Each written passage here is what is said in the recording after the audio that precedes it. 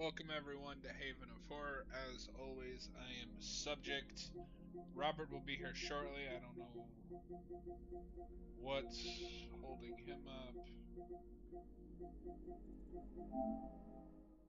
We're gonna get started.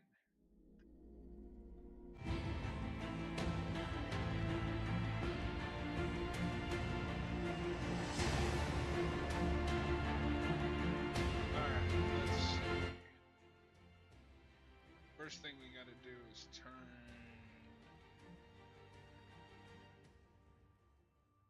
Oh Lord, that's loud.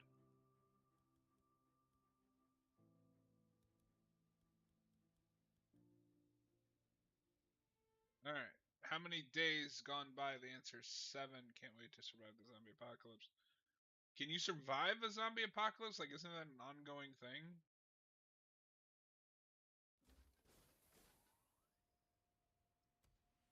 Alright.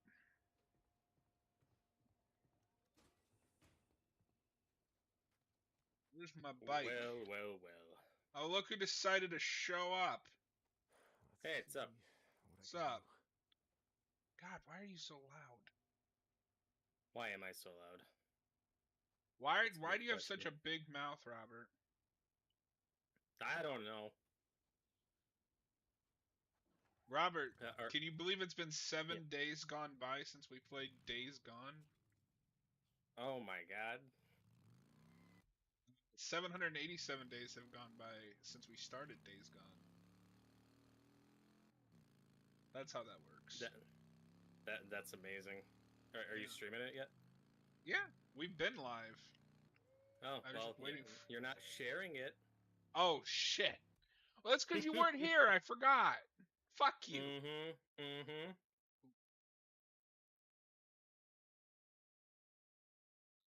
Share your screen.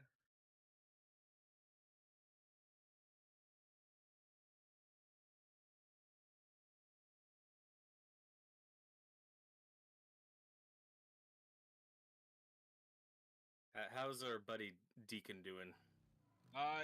He hasn't talked to himself yet. I think that's improvement. Yeah.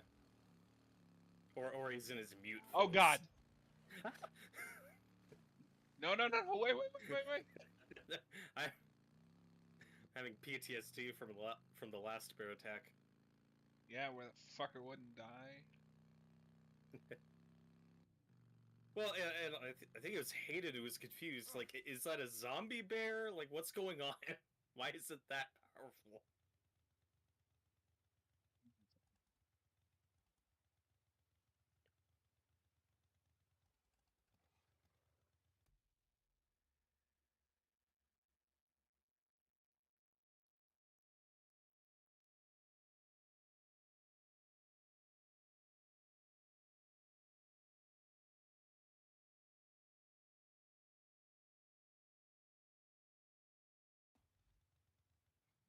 Cause fuck you. Oh God. Oh, okay. Ah, Jesus. Well, That is fuck a you too. big ass wolf. Holy shit. Ow. Wolves don't get that big. We're gonna go out in nature and see for ourselves. You should film it and see what happens.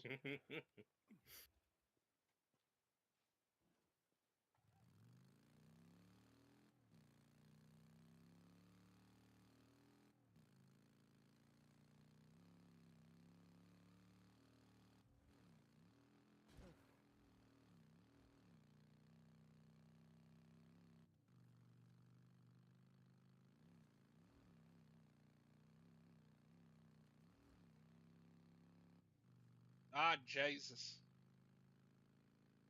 Robert, we're low on gas.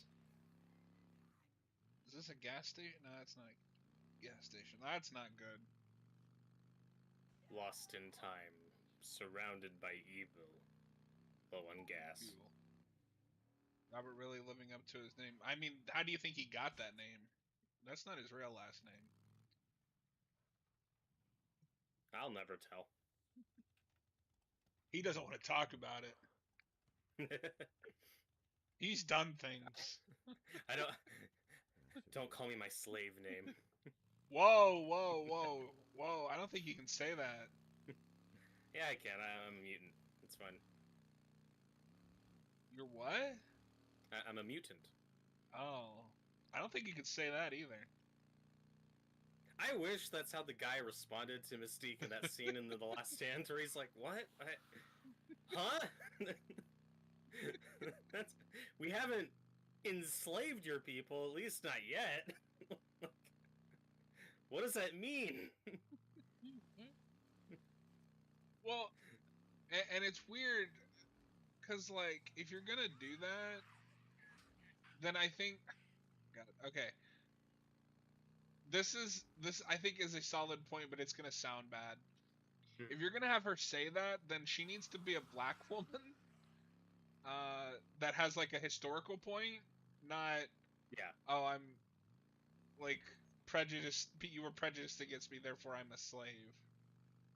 right. God, what a pathetic. Just like X3, I like X3. It's the best of the bad X-Men movies. What Yeah. just like a pathetic ending for that character. Oh yeah. She takes the cure bullet for Magneto and then sells him out because he leaves her behind. What did you expect? Yeah. Although to be fair, I guess that is the one where he's the most like cartoonishly evil. Yeah, but it also makes him look like an idiot. Where it's like, hey, Magneto, instead of abandoning her, why not? I don't know, use her as a prop for your campaign, as a Yeah. martyr. Like, look, this was one of mine, and they ruined her. She used to be so beautiful, do these cool things, and now she's ruined. Like, use And that would that be for your hysterical because cause. it's Rebecca Romaine and like, Yeah, come on. Come on. yeah. No, that seems. I don't want to say I had a weird reaction, but I'm like 10 years old or 9 when that movie comes out, and it's Whoa, like, whoa. what? We don't That... need to hear about you gooning in the theater. Oh God, not at that age. What the fuck is wrong with you? But You were like, this scene is stupendous. oh, for sure. Like it's like it's a surprisingly explicit scene for a PG-13 movie. And God, then just the he way has you said it, he's like, it's such a surprise reaction. Or surprising reaction. It's like, oh, no, no, no, no, wait, wait, wait, wait. it was, no, because it's no, it's like a surprisingly explicit moment for a PG-13 movie, and then his line of like, "She used to be so beautiful." I'm like, what? He really liked her when she was blue. And they're consistent with it because they bring that They back are. in first class. Yeah, they make it a plot point. I'm Where like, he's like, okay, listen. I know what you're going for, Fassbender Magneto. Uh, but I've seen Jennifer Lawrence. You are not choosing the blue person over Jennifer Lawrence. Hmm. This is why she didn't want to do those movies anymore.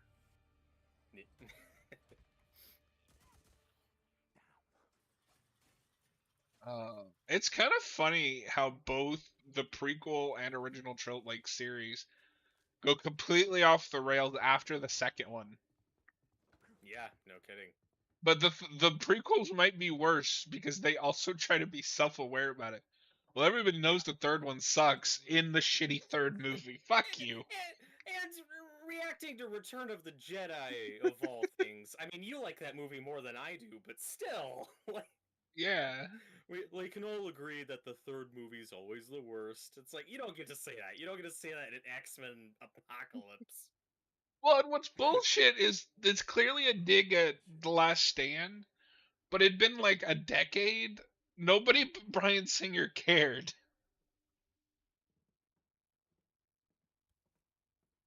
Yeah, Robert, exactly. Tyler asks Robert, "Are you into blue people?" He is into blue people. Yeah. I've watched Avatar with him. It was a very weird time.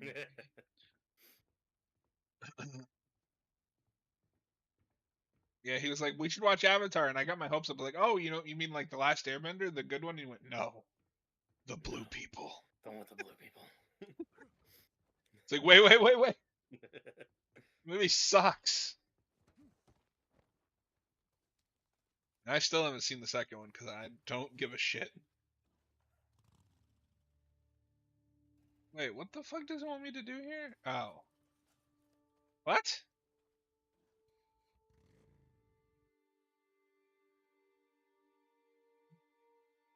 Yeah, I don't know if you saw this part of the commentary, but last night on the channel at Geekvolution, we were doing commentary on Suicide Squad, and I I said, was there for told the full thing. like, and I said like, this is probably petty. X-Men Apocalypse still pisses me off more than Suicide Squad, and Cap agreed with me. No, Suicide Squad is a worse movie. Apocalypse, I think, pisses me off more. Yeah, exactly. Hey, look, it's Boozer. There he is. No, I stayed for that and then like the first half of Wonder Woman. We got to the No Man's Land scene in the commentary. It's like, I'm going to bed. Addie just wanted me to tell you that she paid some men to go get your bike and bring it back. It's over at the mechanic shop. Oh, wait, what? You're welcome, Deke. Rig What? What? Hey, we finished a storyline, Robert. Yeah. You really were like a brother and sister. Who? Who? Who are you talking about? Yeah, based on our last week's show, it sounded like, oh, we still have like quite a bit of this game left. Probably. Um, It depends. It has been a minute since I've played this, but oh, Tyler likes X-Men Apocalypse. How does it feel to be a fraud? I, there aren't even like a lot of scenes in that movie I like. Like I like some of the No. casting. I was The only excited scene for in that movie that I like is the Wolverine one that derails the entire movie. I also like the mall scene that was cut out. So Tyler says it's better than Dark Phoenix. Okay. It is technically probably a better movie. Dark Phoenix makes me less angry because by that time I didn't care. Yeah, and like they're both bad in my opinion. They're both bad movies with different problems, so that they're really hard to. But Dark Phoenix does to have the weigh. best moment in the entire prequel. What is it? Quadrilogy? Yeah. When Mystique fucking dies was peak.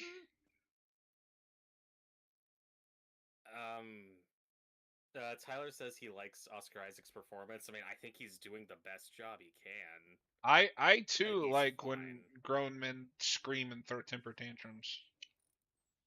As That's villains often do. That's his performance. No, I think he's more just monosyllabic through a lot of it. No, my favorite part of the whole apocalypse thing when it was coming out, people were like, "Oh, he's Ivan Ooze," just like from that photo, because that's the first time in like decades that I heard anybody talk about Ivan Ooze. Yeah.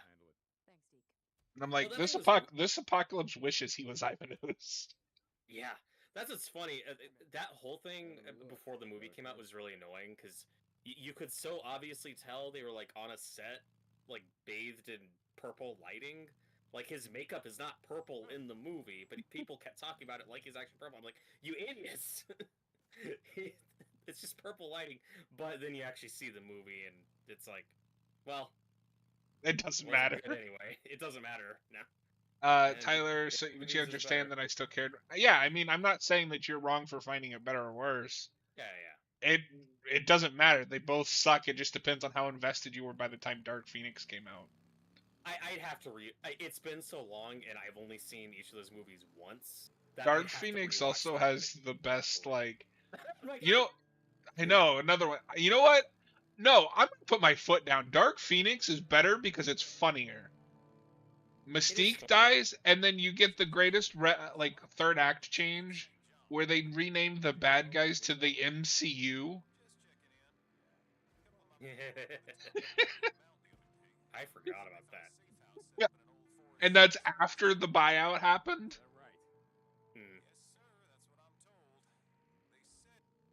Also, one of the reshoots is like that train fight that's like gratuitously violent for no reason, but it's at least kind of entertaining. And you know what?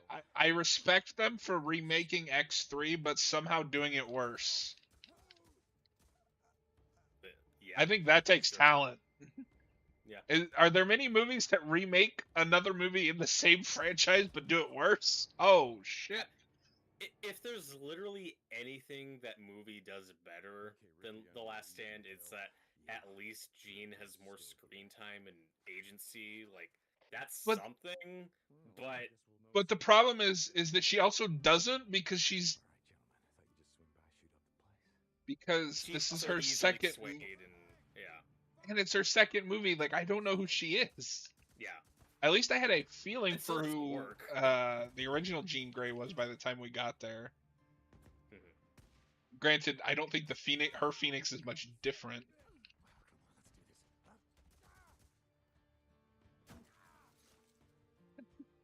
Well, her Phoenix is a little less evil. Like the way Famke Janssen plays it in The Last Stand is really leaning into the split personality idea of like, oh, she's playing it like a completely different character.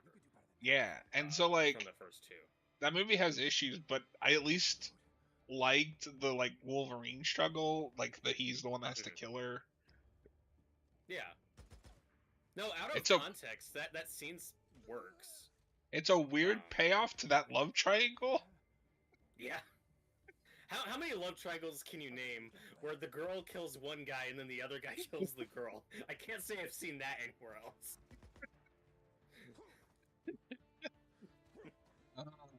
What's wilder is we have a sequel to X3 in the Wolverine. Mm-hmm. Hell yeah. Ooh, no, when the Wolverine was coming out, that was kind of surreal, where it was like, oh, I never expected like a follow up to The Last Stand by that point. Yeah. It was like, oh, we're okay. Well, and that's why I can't get worked up about X-Men continuity, because we soft reboot with First Class, but we also have a Wolverine trilogy that's ongoing in the middle of that soft reboot. And then we have Apocalypse, which for no reason stops the plot of the movie to do a Weapon X adaptation.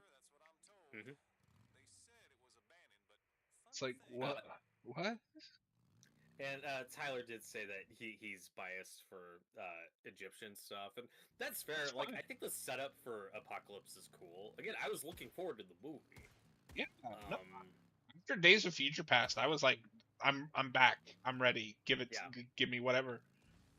And there were red flags in the marketing, but I was still looking forward to it. Yeah. Apocalypse also has the greatest marketing controversy of all time. That meant absolutely nothing. Yeah, but Robert, you don't understand. We can't show the bad guy fighting the heroes because she's a woman. That's true. And then in the next movie, she's fucking impaled. Yeah. Like, that's really funny. Oh God, and her makeup in that last movie is atrocious. Oh, it's barely anything. Deacon, how'd it go? It's done. They won't be shooting up. Remember when she lectured him that it shouldn't be X-Men anymore? Yep, I remember that line. And during our commentary on Wonder Woman last night, you know, Austin was giving us some pushback for just praising things that the movie wasn't doing, which is fair, but it streams up and they both froze. So I was like, oh. Yeah, that's so weird. I don't know what just happened. We should be back. Okay, looks like we're back. We're back. A dinosaur story. Anything wrong? No, Get back. Hey, Tyler, if you're in the live chat, do you sound good? Okay. I'm still here. Um, I do think, I don't know. I think Apocalypse could have worked as like a two-part movie, but you don't want to do that immediately after Days of Future Past, and B, we were doing the same thing with Thanos, and See, because I don't even think pacing is the problem. That movie's just poorly written. A two-parter wouldn't have fixed anything. Oh god, no, yeah. No, I love the Fox universe, but they did have this problem where anytime they tried to go to a villain outside of Magneto, they had no idea what to do. Yeah.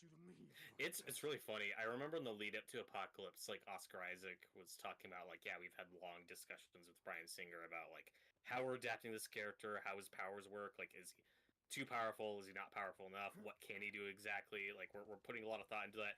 And then you watch the movie, there's like one scene where Apocalypse like just changes the element of something. I don't remember if he turned like dirt into gold or what happened, but there was something where he does something like crazy, stupid, powerful, and then just never does that again. It's like, well, if he can do that, he should be able to kill all these fucking people, no problem. Honestly, the biggest sin of X-Men Apocalypse is it wastes that actress that plays Storm. She's perfect. She's very good. She's great.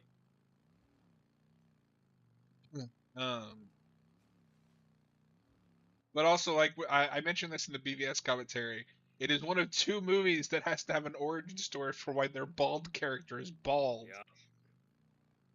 Why was that a trend that year? Yeah. Well, it's because McAvoy's still kind of young, and they felt like they need an excuse. But also, it's set like 20 years after First Class. Just have him going bald at the start. Well, because what's funny is because that does it, and then BVS also does it. They have to explain why Lex is bald. Mm-hmm. You know what's really weird about the Lex thing? What's that? So they shave Jesse Eisenberg's head for real. You know, like when you see him at the end of that movie, like that's not a bald cap. He is clean shaven. And then they give him a wig to wear for that whole movie just to see his hair shaved off. And I don't know if you remember this, when the trailers and first look photos came out, it's like, oh, that's Jesse Eisenberg in a really bad wig. Well, obviously this movie's Lex is bald like the Smallville classic version, and he's just wearing a wig. No, in the movie that's just supposed to be his hair. For some reason. That would it's be really cool weird. if it's like he was wearing a wig. Yeah, that's what I assumed they were doing. And you'll be proud of me, Robert. I fought Cap and Austin on the Batman v Superman fight, just like I fought you and Noah. Mm-hmm. And once again, you lost. I didn't lose. They're just wrong.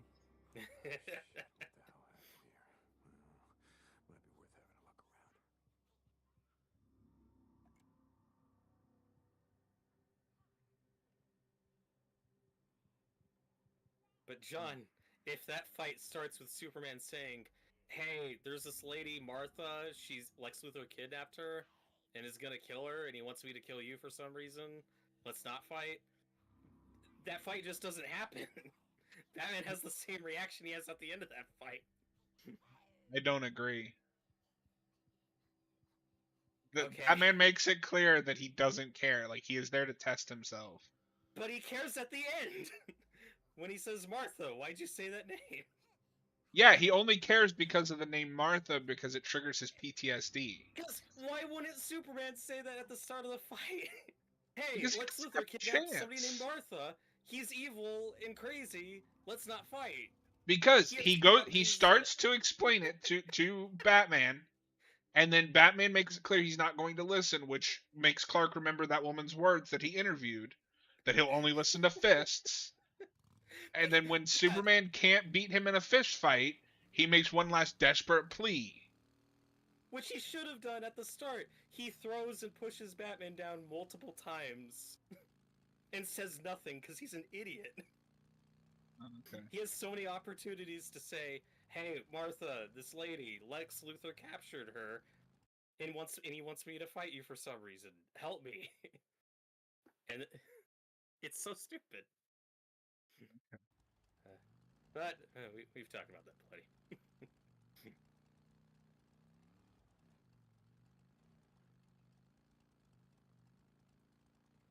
We might have a problem here, Robert. Are we out of gas? We're getting low. It's just some off-road and driving, you know. Keep it casual.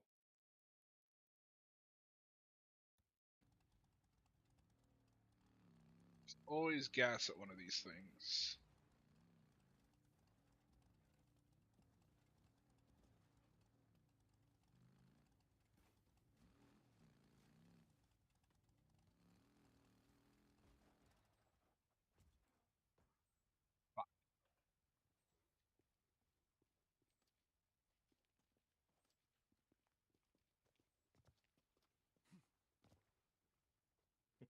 Well, Deacon like Fuck! starts panicking. Like, how do you find gas if you don't have gas? Do I dig a hole? Is there just gas out in the middle of nowhere? To be fair, on John's side, I think he would have said my mother's in trouble and Batman wouldn't have listened. I believe Martha is his, like, the last dying breath. Although I do think it would be better if Batman hit Superman with kryptonite to start. Yeah, I mean, I'm not saying you can't do it better, but I'm saying I don't think Superman would have started with they've kidnapped Martha. He would have just been like, oh, they've taken my mom, and Superman would have been, or Batman would have been like, And no. I think Batman has the same reaction he has at the end of that fight. It's, you have a mother. I Why now would see he? you as a human, and he didn't before. That's still I think that freezes Batman in his tracks. I don't know how the rest of that plays out, but it would be like, oh, well, that I wasn't expecting. Yeah, no, it's just stupid and contrived, and it makes Superman look very dumb for saying, like, basically nothing that whole fight, except for stand down. If I wanted it, you'd be dead already. Like, he's aggressing him. He's Yeah, because he making it thinks that's the worse. only way that Batman will listen. Because he's an idiot. No, because he interviewed that woman who told him Batman will only listen to fists. Yeah, this lady he meets for 5 seconds. He forms his entire opinion on Batman around her. No, he forms his opinion on that after Batman basically proves her right that he's not going to listen. How? Because every time that Superman starts to try to talk to him, Batman attacks him. That's in the movie. He has so many times where Batman is down and he just says nothing. Of course, Batman attacks him at the start. You're and not then he has listening. multiple opportunities to say, "Hey, by the way, this is what's going on." And why would Superman think he's going to listen all of a sudden? He should try. He did try at the start of the fight. Barely. He didn't try enough. He Oh, I'm throws sorry. and punches Batman. I'm multiple sorry. times. So if you need to explain something to someone and they keep attacking you, you're just going to keep trying to explain it and let them attack you? No! He has Batman down multiple times. He could fly away. He could hover above him. He could hold Batman upside down by his ankle and say, "Hey, moron, listen to me." Okay, but now you're just getting into the problems with any Batman and Superman fight. Like, Sure. It doesn't mean I think it's well executed in the movie.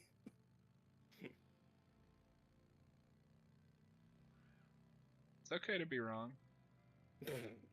You are so wrong on this, and it's really funny. Like, this I'm is, not. you are so Like, stubborn on this. you guys want Superman to be human, and then when he does something human, you act like he's an idiot. We want him to be smart. We want him. No, he looks like such an idiot that whole fight. Oh, it's just the worst. Yes, how dare somebody lose their temper and decide that they're not going to listen based on the evidence that is in front of them. He makes the situation worse for himself. And then also, like, it's a super one-sided fight where Batman kicks his ass really easily at the end because, of course, Batman wins. Yeah, I mean, it shouldn't have been one-sided, but I think the Ultimate Cut does. The Ultimate Cut's better, yeah. No, the theatrical cut, cutting out all the Superman stuff is atrocious. You can tell Warner Brothers is like, just put more Batman in it.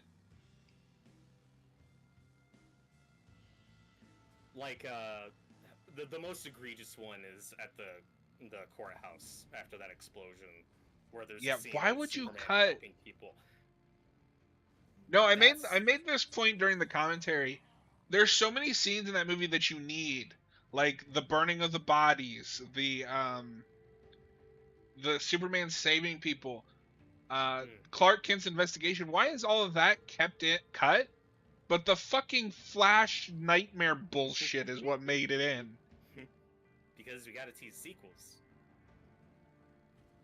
Tyler said this is the actual idea what BBs. they're looking at. I I'm a comic book You nerd. still I didn't didn't even know. I didn't even know what I was looking at. Yeah, yeah, like you see the parademons for like 2 seconds, and it might take you a minute to even register that those are parademons. Yeah, it's bad. No, cut that shit. I didn't. My jaw dropped the first time I watched the Snyder cut, and that's how we decided to end it. I was like, "Are you fucking kidding me?" I think I just knew it was coming. It was in the trailer. Remember Larson, the guy who spotted Hi, lady. Val and Marion Forks? The one I told you about? Yeah, I remember. Well, he went back out there to see what else he could find. He hasn't come back. We think he's been taken by a group of drifters who've been moving through the Belknap wilderness. Shit, where was he last seen? A building on the east side of town, the old Wagon Hotel. Yeah, I know the one. Thanks, Deke. I appreciate it.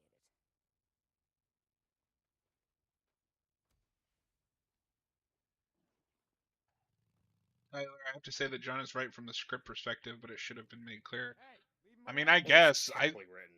I think it's made perfectly clear in the movie. Why Superman chooses to be mute and say nothing for most of that fight? Okay. I'm sorry. Do you also always talk to people who make it clear they're not going to listen? He barely makes the attempt. The first time he pushes Batman, he has plenty of time to say, "Hey man, this is what's going on." Yeah, and at It's that point, Batman has already made it clear he's not going to listen because But every he's time just Superman stubborn. opens his He mouth, wouldn't listen. Batman attacks him or mocks him. At the start of the fight, which is what he was expecting. But we're just going in circles on this. You don't listen. You're not, dude. You are outnumbered 10-1. We haven't had a single co-host. Yes, on because that set means of this. people are right. Well, look at dude, wake up. No one has been with you on this. Tyler's like halfway there, but it's still poorly executed. Tyler, at least we can all agree Suicide Squad is worse. That is correct. Now I remember because I was like super excited for Suicide Squad because I was invested in this DC EU or whatever. And then I go to see Suicide Squad. I was like, oh no, like I am not enjoying this. What's going on? Yeah.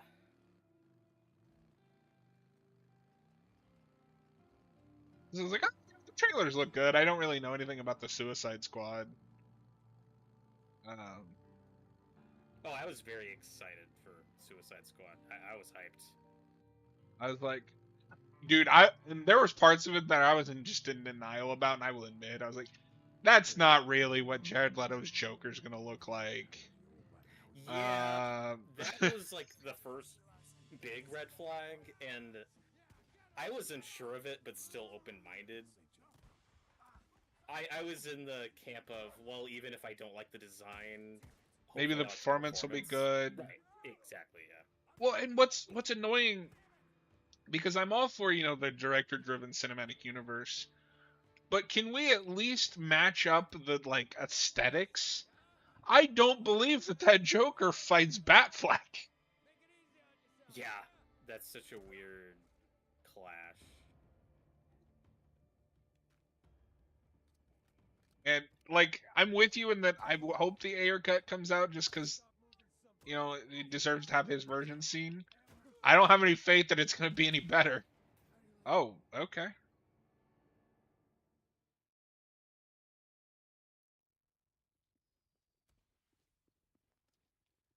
The Ayer cut, I had said, like I want to see it. It'll be your still curious favorite about movie.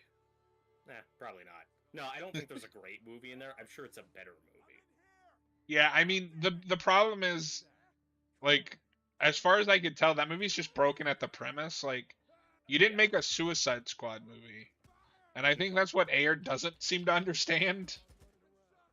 Yeah.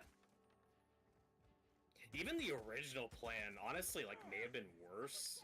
Where Steppenwolf was gonna be in it, and it was gonna lead more directly into Justice League. Like, what are we doing? Ugh. Well, we talked about that a little bit. Is like, from what I remember, BBS wasn't even Snyder's like original plan. He just wanted to do like a Yeah. Man of Steel 2. Yeah, we talked about that during the commentaries, where it's like that the DCEU Snyderverse, like it's ever evolving Yeah. as they're making those movies one at a time. Like that is not like just a set 6-film plan or That's whatever. why I'm fine with getting his trilogy and that being the end of it. Yeah. Yeah, like it's not resolved, but it's like okay, the Justice League will fight Darkseid and probably defeat him in the future. Like It's that's all you fine. really need to know. I can get over it. Yeah. At the time, I was like, oh man, I hope we get Justice League 2 after this. And then we saw how the rest of the DCEU panned out, and I was like, never mind. Yeah, so my big thing was just because I don't care what you think of the Snyder movies, the back half of the DCEU is way worse. So I was like, can we get back to like the early days of this bullshit?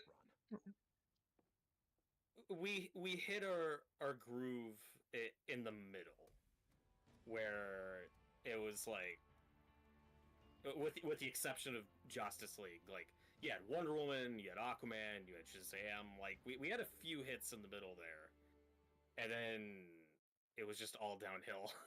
It's all downhill from there. With the exception of the Suicide Squad, that was obviously the one great one. Well, that's the annoying part too. Like, because I love the Suicide Squad, but now I can't just say, oh, you know, the back half of the DCEU sucks. It's the back half except for this thing. Right. Yeah.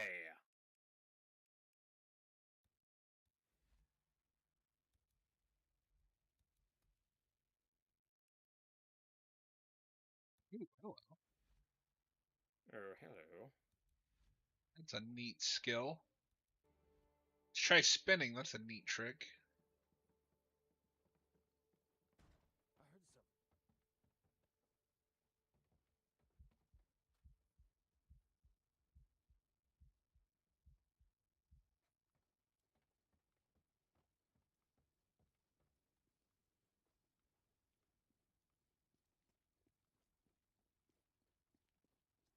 For all the flaws of the DCU, I must say that Snyder stuff feels like it's building towards something, while I understand that it might be.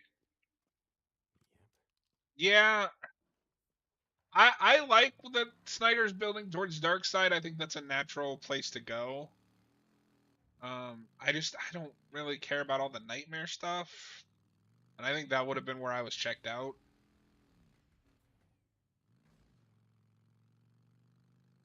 Yeah. Because like that's not the most unnatural thing to do. You know, the DCAU did it. You know, where he's like under Darkseid's control for a bit. I just don't care about the whole post-apocalyptic thing he was doing. Yeah, I like some of it aesthetically. Yeah, no, I brought that up. In there. I love um the like nightmare Batman design where it's like the bat suit with a coat over it.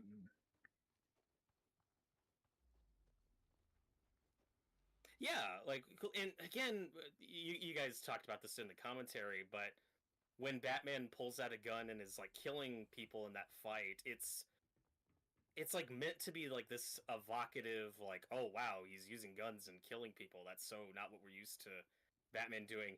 And then he's just doing that in the rest of the movie, and like there's not a contrast there. Yeah. Well, and the thing with Nightmare is if you're doing that, then that has to be the end because like you can't come back from that. Yeah, well, it's just so awkwardly shoehorned into the movie in the middle. It's Right. I just mean like because you said there's like a cool movie in there. Yeah, but that would have to be the finale because I think the idea is like half the league is dead.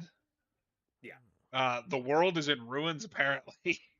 Well, and it's not just the ending. Like throughout the Snyder cut, you see a lot more of how we get there and what's going on. Like that is throughout the movie. To be fair, that's not just the ending, but it's also No. like Right. I'm not saying the ending of a movie, Robert. I'm saying if you made that movie, the Nightmare movie, that has to be the end of your universe.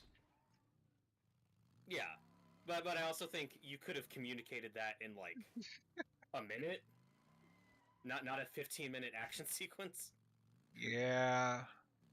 And Well, then it's we like, oh, get that was a weird fucking. dream. What's up with that? And why is the Nightmare team the Batman, Jared Leto's Joker, Flash, and Mara? I mean, I think that Is that just who ensemble would makes come sense. back? I mean, I don't know what the end game of that is, but yeah, like having Aquaman dead and Mira kind of taking his place I is mean, a choice. the that I Mara think makes thing's really sense. awkward now. Yeah. Oh, that's the thing.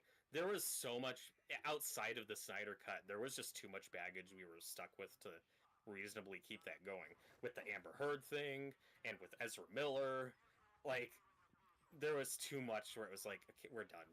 It's Yeah. no more.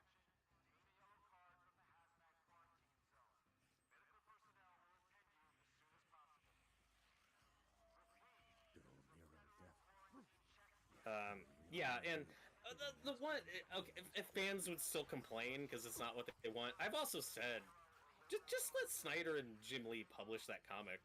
Yeah. I think I'd read it. I mean, They wanted to do a prequel comic about like how Robin died in that universe, and WB said no. yeah, no, give me some People would have like, bought it. yeah, give me some DCEU comics. Just change it from extended universe to Elseworlds universe. Yeah. I'd read a Batfleck comic. I want to see what his backstory looks like. I'd read an Aquaman comic. I don't know if I'd read a Flash comic because I hate their Flash, but Yeah. Well, and having Jim Lee do the art would just be correct because he was involved with those movies and drew a lot of the storyboards and stuff. Like he worked with he Snyder also on did those. the So. Steelbooks for He did, yeah. Man of Steel and BVS. I don't remember if So he did any others. it would feel like a pure artistic thing, you know, not just a cheap. Here you go, fans. Like, you know, publish it in Black Label, put out some nice hardcovers. You know, people would buy it. Robert, do you want to read Tyler's latest chat? Oh yeah. 1 second.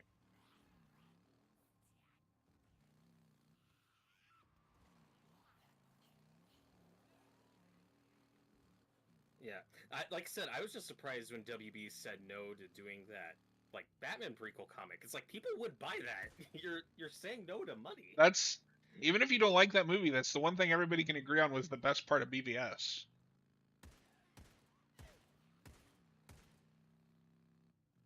We found the one Batman thing they won't publish. Yeah. Tyler was just saying that he is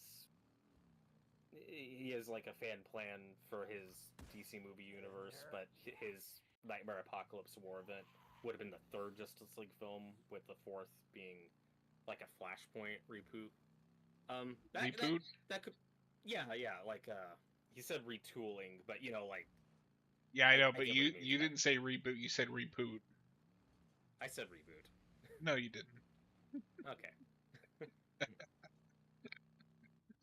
You fucking bastards.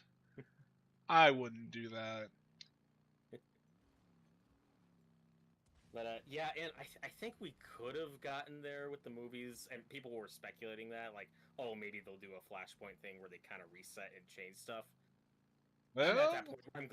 I'm glad it's just done. I mean, that universe does kind of end on a Flashpoint. Yeah. It's not what I wanted it to be, though. Yeah.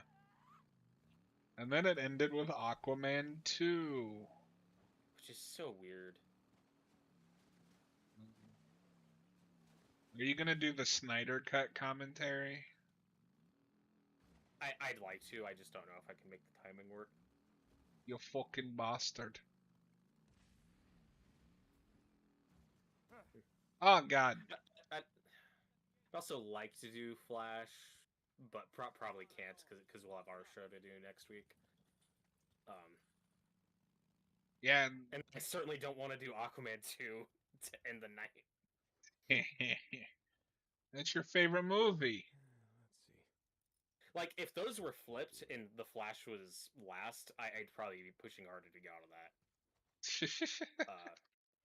I'd stay up late to do that one. And that's what they should have done in hindsight. Like, Aquaman should have been this summer and Flash should have been December. As, like, the real ending of that universe. My favorite thing is having, well, because remember he's doing Flash is on Thursday, and he's doing Shazam 2 and the Flash. The Flash.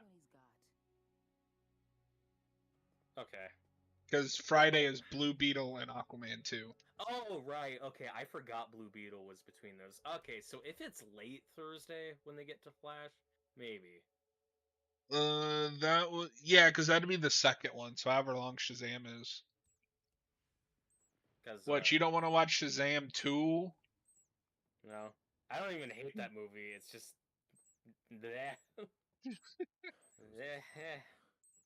I remember hating it, but like,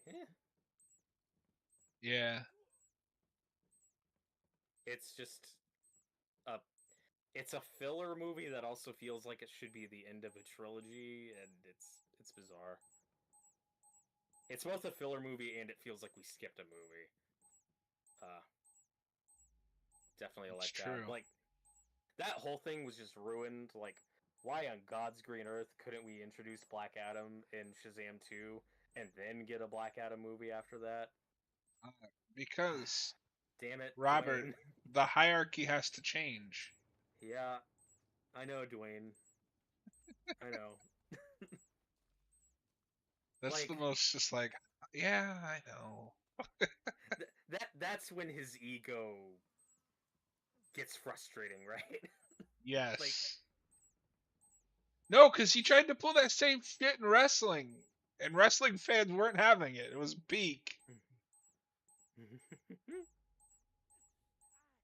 Just, like, every reasonable person on the planet can say, okay, you put Black Adam in Shazam 2, you have them fight, and then if it does well, you do the Black Adam movie after. Every logical person besides yeah, The Rock, but you know, lived and breathed, if you know what would have sucked though, because if they did make the Shazam versus Black Adam movie, Black Adam would have won that. Yeah. I don't know if you remember this, and I don't know if this is still true, but for a while there, The Rock had a no-lose contract. Yep. Which I never noticed, but it is funny in stuff like Fast and Furious 7, where, I don't know if you remember, but that's the one where The Rock is like, his character is injured and taken out of commission for a lot of the movie, but he doesn't lose that fight. Nope. If he shields a woman from a grenade and then gets a broken arm.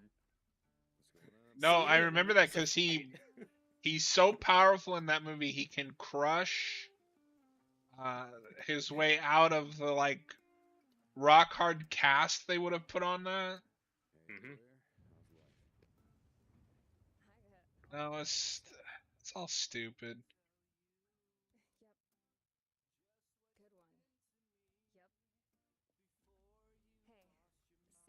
Because if you did that, people would have been pissed if the hero lost to the villain. Yeah, well, you know what they did? You know what they would have done though? What's it would that? have been a BBS thing where they fight and then there's some other villain that they have to team up and fight at the end of the movie. Yeah, you're right. So even if Black Adam wins that fight, like that's how it goes down. That movie doesn't end with Black Adam beating up Shazam or Captain Marvel. They have to team up after the fight. That's true. They would have just done that again. I'm not even saying it would have been good. It's just annoying that we had to get a filler, lame Shazam sequel instead of just Shazam and Black Adam. Oh. In a movie. Wouldn't that have been nice? That's I am so ready for James Gunn's Shazam. Yeah, I think he'll hold off on that for a while. Probably. But we'll get there. Mainly because of the Zachary Levi of it all. Yeah. Or he's probably not gonna want to stoke those flames. Not right now. I mean, you're probably right, but with the whole Superman thing, I could see him just not giving a fuck. Yeah, but that's also a different situation. Sure. All right. What can I get you? Check back later, I guess. All right. Looking at Miller couldn't run, and I find it. Do you think it should be a mandatory thing for the actors who play the Flash to send in a tape of them running? No. I mean, maybe. I mean, okay, people say Miller can't run. I don't know that. For all I know, that's what he was told to do. It's weird. Well, the idea is like the way he's flailing his arms so weirdly. It's like he's throwing lightning in front of him. Is the justification? I still think that's a stupid choice. No, it is a dumb choice. But the actor's not really going to be running anyway. Like, who cares if they can run? What you're saying is you're defending Ezra Miller and everything they've done and said. And that. Wait. No, because here's the thing. Actors are actors. They can also just take running lessons? Question mark. Yeah. Well, and most of the time, like with Grant Gustin, it's like they're not actually running. They're just standing in front of a green screen or whatever and just moving their arms up and down. They're usually not actually running in those scenes. Yeah. Like, when they reboot Mission Impossible, should the next actor have to be like in Special Agent to get the role? Oh, I thought you were gonna say if they. Should the next actor have to be suicidal?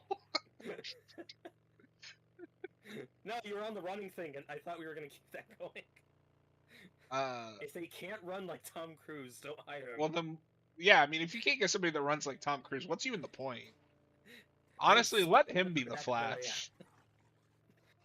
Right. Let him be the Flash. Jake Eric. Boom. There you go. I'd watch. Oh, hi, Wolf. You can run really fast. Jesus Christ. Or am I going really slow?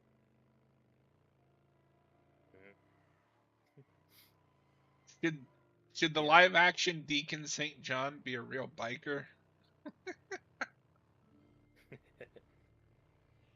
Like I said, when the Snyder Cut came out, I really liked it. I was really happy about it. I was like, maybe we'll get Justice League 2 finally. But then it was just all the baggage with Ezra Miller and everything else going on that I was like, I can let it go.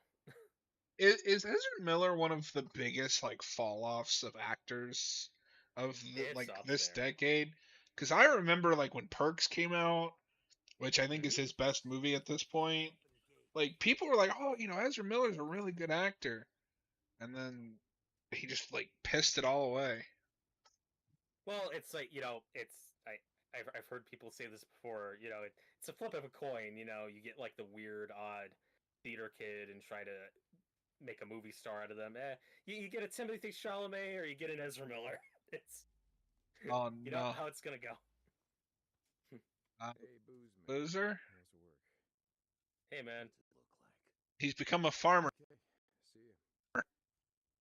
Well, that's interesting. You sent me all the way up here for that? He says that to Boozer's face. How's work? Boozer. How's it look? Okay, bye. What?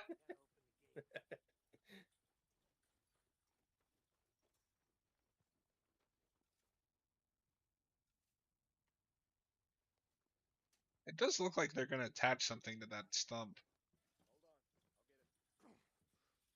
How the fuck do I get out of here? But yeah, anyway, back to Tyler's actual point. I don't think it was that Miller couldn't run. It's just he was directed to do something that looks stupid. Yeah. I mean, I will say in the Snyder Cut, I don't notice it as much, or at least it bothers me less, because at least he gets to do cool stuff. Yeah. No, I mean, that's the only place that I find his Flash tolerable. Yeah, easily. that's where I would like to be on the Snyder Cut commentary, just because I really disagree with Austin, where he sees both cuts as just the same movie, and he thinks the They're Snyder Cut's worse not. because it's longer, and it's like, no, there's a lot of stuff I like in the Snyder Cut that's not in the other version. God, can you imagine if we'd never gotten the Snyder Cut and then the Flash movie came out? It's like, oh, the Flash can just time travel now. Yeah. That was never set up. No, but oh right, yeah, exactly. Like, why would you cut that out of Justice League? That's like his big moment in the climax, and to say, let's not do that. Let's have him push a truck. Yeah. That was reshoot money well spent. No, What were that you thinking? Whedon's choices are baffling, and I say that as a Whedon fan. Yeah. It's like, it's easy to fall into that conspiracy theory of, was he trying to tank that movie? Was he making it bad on purpose? Because I can almost believe it. Yeah. Like, and like Superman stuff is better in the Snyder Cut. Yeah. Do you remember the stupid "you smell good" line? Yes. I never noticed that was even an ADR change, but in the theatrical cut, when Lois and Superman like talk after he's resurrected, she says, "You smell good," and he says, "Did I not before?" Like as a joke. In the Snyder cut, what she actually says is, "Oh, you spoke," and he says, "Did I not before?" It's a human, like, quiet, simple moment, and we changed it to make it a dumb joke. Yep. What? It's so many choices like that where I can't agree with Austin that they're just the same movie. Well, I mean, like, sure, you have the same plot beats, I guess, even though there's things that I think fundamentally change things. It's the little moments. It's the little things, Jimmy. And characterization. Like, yeah, I do like Superman's line in the theatrical cut where he's like, you know, I'm big on truth and justice or whatever. But that doesn't really fit the Superman. Yeah, well, and why would he say that to Steppenwolf? Yeah. It's still a weird moment, yeah. Also, like, Cyborg's entire backstory and arc is just gutted. Well, and like our friends love to make fun of the whole "fuck the world" line, but I'm like, yeah, he's angry. Like, yeah, in the context of the movie, you could say, like you could say it's too try-hard, whatever, but it's fine. It's consistent. Tyler, but Robert, didn't I before? Didn't you what before? What? Yeah, and I mean the biggest thing is no weird CGI mouth. Yeah, that and Steppenwolf, like, we'll probably argue about this with Austin. Like, yeah, it's okay if you don't like his design in the Snyder cut. Objectively, the CGI is 10 times better than it is in the other cut. Yeah. Like, objectively. Oh. That was one of those things in the theatrical cut where I'm like, why does this look as bad as it does? Where did all that money go? Yeah. I don't know why they changed the design. Like, sure, it's busy as hell, but the CGI isn't bad. Right. Now, I will say, because I've also heard people be like, oh, you know, it's like a work print. It's like, no, like, it's a director's cut. It's the same thing with BVS. He just put everything back in. There is a middle ground. Like, there is a theatrical cut to be had here. Mm-hmm. That wouldn't be 4 hours. Yeah. It's no different than Lord of the Rings. Yeah. There's a 3-hour version of the Snyder cut that I think is the best version of that movie. Yeah, because unfortunately, when Snyder does director's cuts, he doesn't actually cut the movie. He just puts everything back in. Mm-hmm. Everything? So, like, with even BVS, I think there's a, like, 2-hour 45 movie there. Yeah, agreed.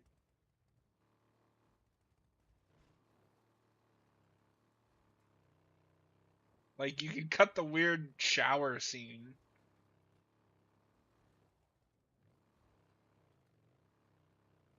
I think the only time that's worked is Watchmen, because he just filmed that graphic novel. Yeah.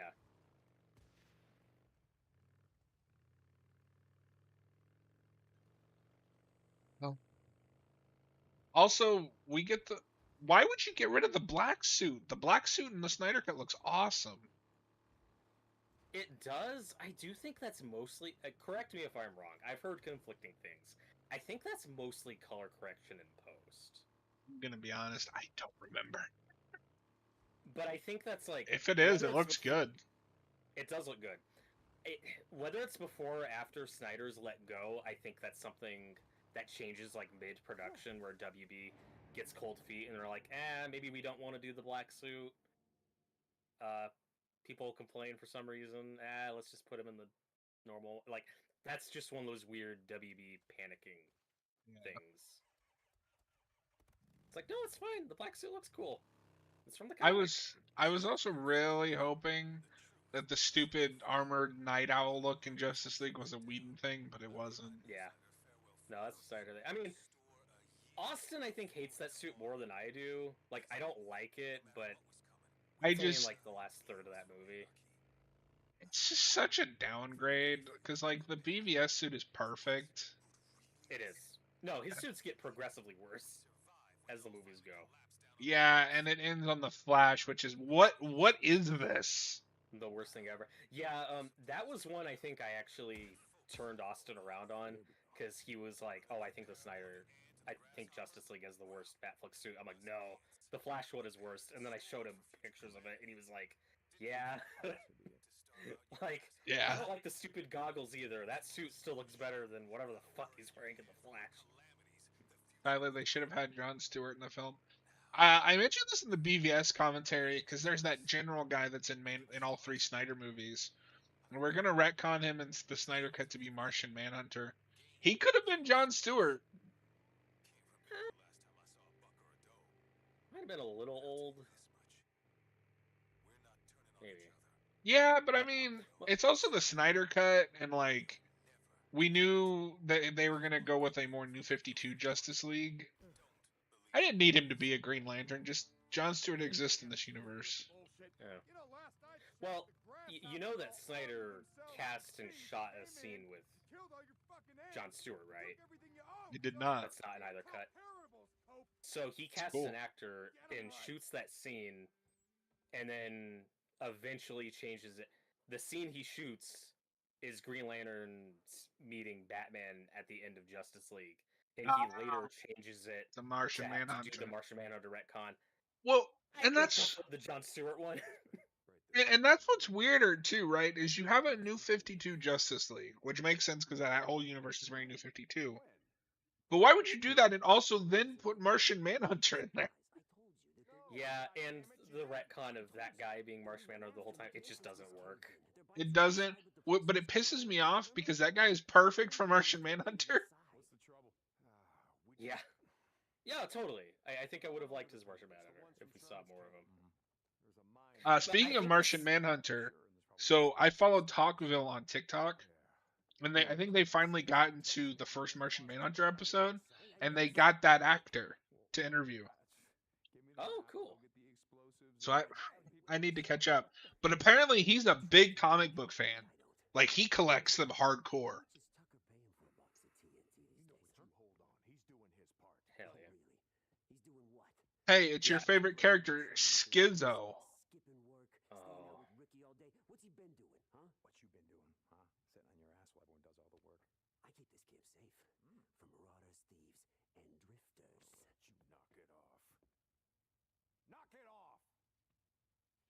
Get off. You don't trust him?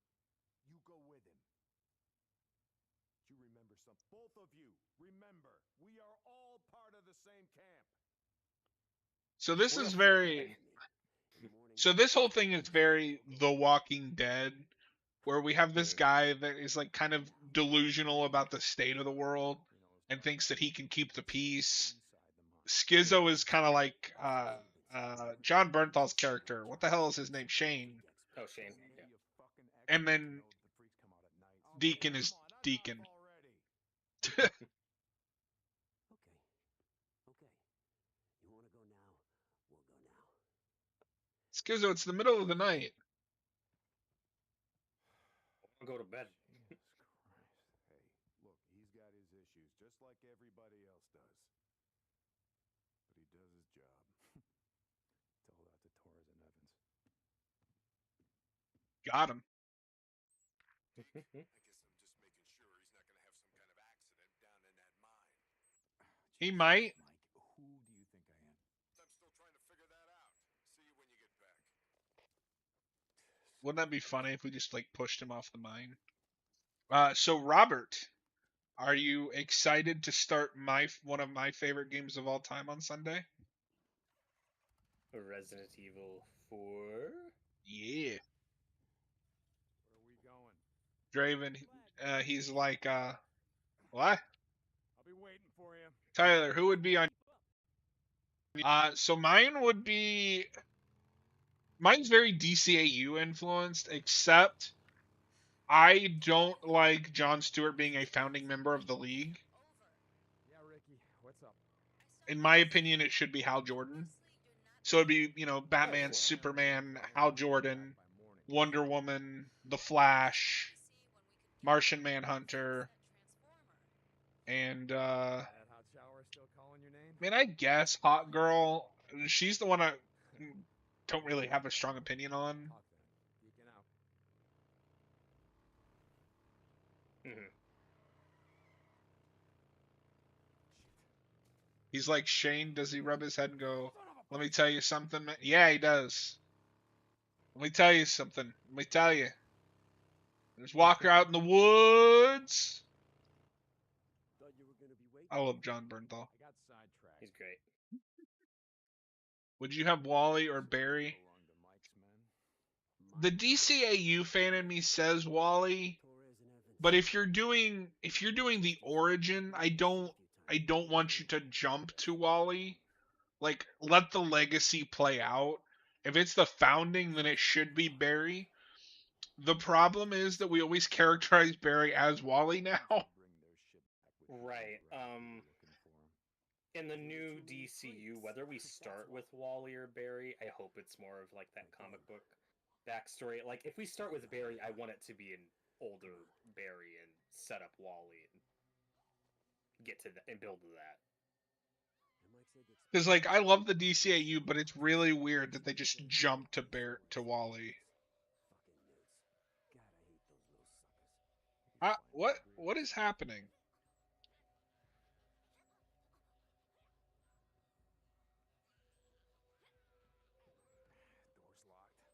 Door's locked. Draven's always been a Kyle Rayner guy. I mean, I like Kyle, but he shouldn't be a founding member of the league. Yeah. Yeah, well, and that's kind of a whole other conversation of like what we want versus like what the DCE, because if I want like more definitive DC, there's a lot I'm changing about the DCEU from like day one. Yeah. Yeah, and I mean that's why I also like I can't get upset about the DCEU changes because none of that is definitive for me. Mm-hmm. I mean, at the time, Yeah, exactly. Batman was the closest that we'd gotten just because he's the first one that can really fight. We get some detective stuff with him, but then Pattinson happened, and I was like, that feels more definitive. Yeah, and the one thing I have always pushed back on for people who didn't like Affleck's casting and thinking it was weird to start with an older Batman, I like starting with a more experienced older Batman in that universe. I'm cool with him being 10 years older than Cavill Superman. That choice never bothered me. Yeah. Especially because I wouldn't be opposed to eventually. I mean, they threw this out in the gutter when Snyder decided that the dead Robin was Dick, but Dick Grayson is Robin. When Snyder said that, that was one of my I don't care about this universe anymore. I'm fine that it's over. I also feel Nightwing in that universe. I also don't think that would have, like, if he was still working for DC wouldn't have let him do that. Yeah. Yeah, well, I don't think it's a coincidence that, like, I'm pretty sure they made a headstone prop for that cemetery that said Richard Grayson, and that's not in the movie. That's probably not coincidental. That's probably WB saying, hey.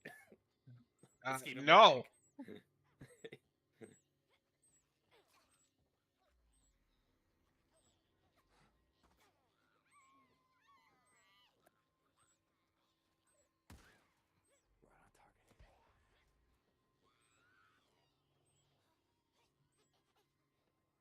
I've somehow changed like the shoulder I'm looking over, and it's fucking me over.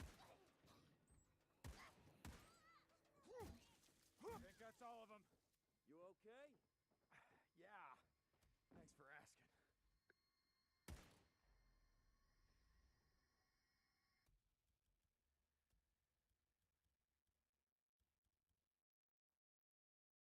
Aim, binocular.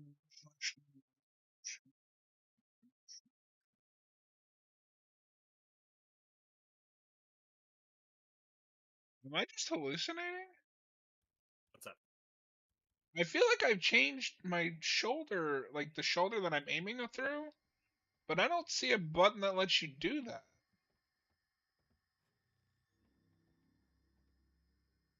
There. Skizzo! I got him. Great, great. Look around. See if you can find some flares. Wait a second, you didn't bring a flashlight? Yeah, but the batteries are dead. Shit's Unfounded. The batteries are dead. Oh, wait a minute. getting hard to find these days. At least ones that have any juice. You figured out. Flares. No. You guys going to be on the are just going to be on the snut from now on? What? Hell yeah. I'm Team Snut all the way. You would be, you mother snutter. Hey, Days inside gone. jokes. Yeah, If nobody. if there's one thing small YouTube channels need, it's inside jokes that people won't understand. Somebody wrote a snut comment earlier. I just didn't read it because I was like, I'm not gonna get into that whole thing. Oh, there we go. That's I'm so still weird. confused how that started because somebody wrote So- that and Austin said, "Oh, it's like an acronym." I don't so- get it. Skizzo! I found a box So of flares. during the BVS commentary, somebody asked a question, and they abbreviated both movies.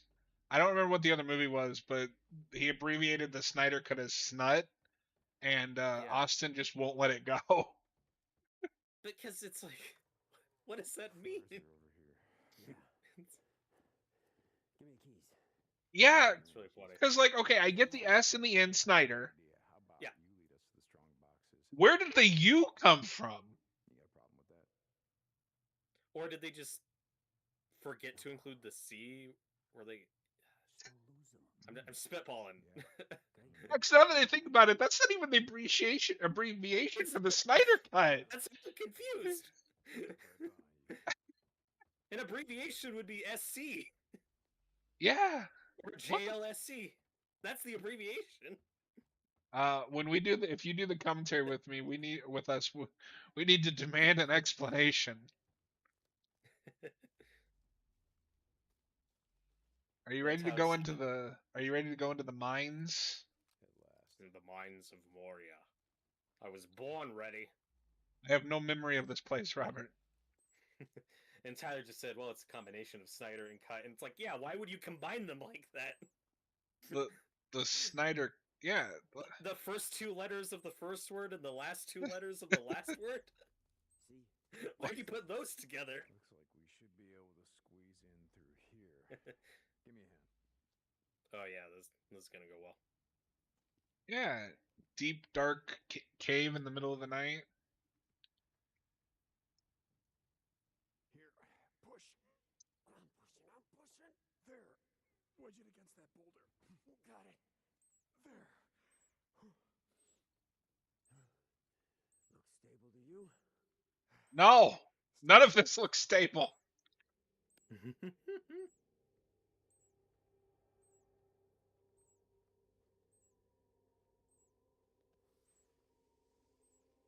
I do like the setting for a zombie thing. I thought you said it was gonna be clear. I never said that. And I mean, if there are any freaks in here, I didn't say that. we'll bring them right down on our heads. I heard you already.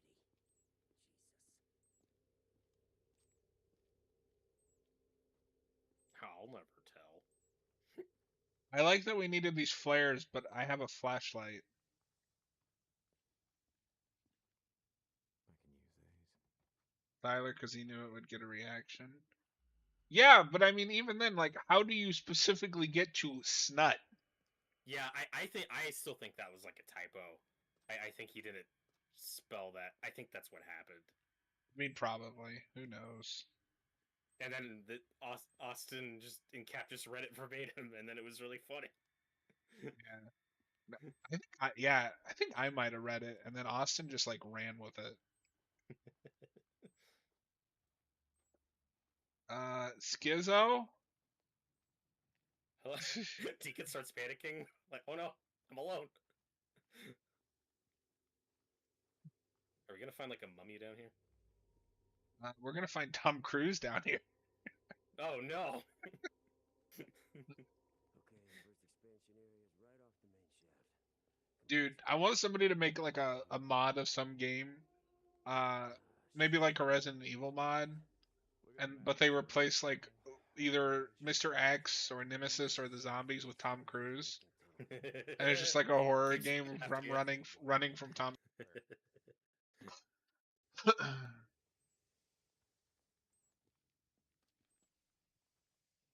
Oh no no no no no! Wait! Here? Yeah. Yeah, looks like they boarded it up. You don't fucking say, Deacon. Well, this doesn't look exactly stable. Didn't know you were playing My Bloody Valentine. Yeah, that's the UK version of this game. Okay. That would be amazing if it just became a different game. If just a crazy slasher miner was down here. Crazy slasher zombie miner. Yeah. It's Jensen Ackles. No. Wait.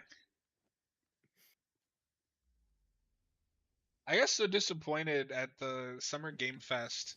They showed a Jurassic Park thing. I was like, oh, are we getting like another look at that Jurassic Park Survive?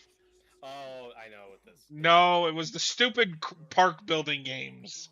Evolution. Yeah, they're doing a third one, I guess. Yep. It's like, oh, fuck me then. Wake me when survival gets here.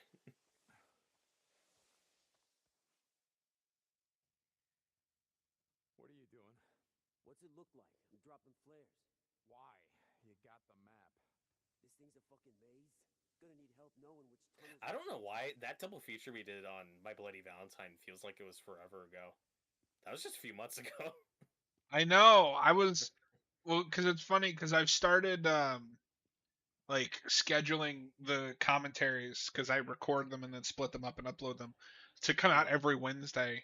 So like we're a little backed up now because like I don't think Jason X is gonna come out until next month. That's not bad for the algorithm though. No, not at all. Having more space between, because it might catch on, or people might see it who didn't see the live stream. Yeah, like I'm uploading the rest of our Last of Us playthrough, and that's gonna take us through until August 30th. But like the Hellraiser 3 commentary isn't gonna post until August 13th. It'll been like 2 months since we did that commentary by the time it posts. How are we doing on TV commentaries before you get to? So, because I haven't done. So, because the TV commentaries are also on Wednesdays. So right now our Wednesday uploads go through August, and I haven't even uploaded Ash vs Evil Dead yet. Okay. But I think the next one we should do is Stranger Things, because if we can time it, hopefully the individual commentaries will be coming out around the time that season 5 is coming out. Yeah, I think we're good for the rest of the summer, but maybe when like August hits, we'll get started on Stranger Things. Yeah, I mean there's no rush. Yeah. But we're gonna have to split that up, man. Well, I think that is the only rush because like those at least even those last 2 episodes, those are movie length. That's fine though, because even if like those last couple end up getting posted after like the show finishes, we'll still have season 5 to do. We'll probably do that next year. So that's No, not we're gonna do it. We're gonna do it as it comes out. Yeah, right here. No thoughts, just blind reaction. That's probably a really bad thing to start with as our blind TV reactions. Talking over it while modding a live chat. Yeah, because I don't think we talked It's empty. about it. You now live in a world where you've seen Hellraiser 3. How much do you hate We are yourself? in the world. No, I had a good time. I can't call it a good movie, but I enjoyed watching it. It's the demons, Robert. Make sure we didn't miss any side talk. Yeah, I mean, if whenever I get around to rewatching it, I'll probably be more critical of it. The only thing I like strongly disliked was like, oh, the new setup heights are like really lame. They're so lame. That's the worst part of that movie. But I do believe I have my next made you watch picked out. Ooh, fascinating. It's funny because like you and Noah keep picking these like kind of smart and like you have to think about it, and then I pick shit like Hellraiser 3. Hey, I've tried to mix it up too. I did make you guys watch Maximum Overdrive. That's true. Oh, now wait a minute, God damn it! This is the main tunnel. What?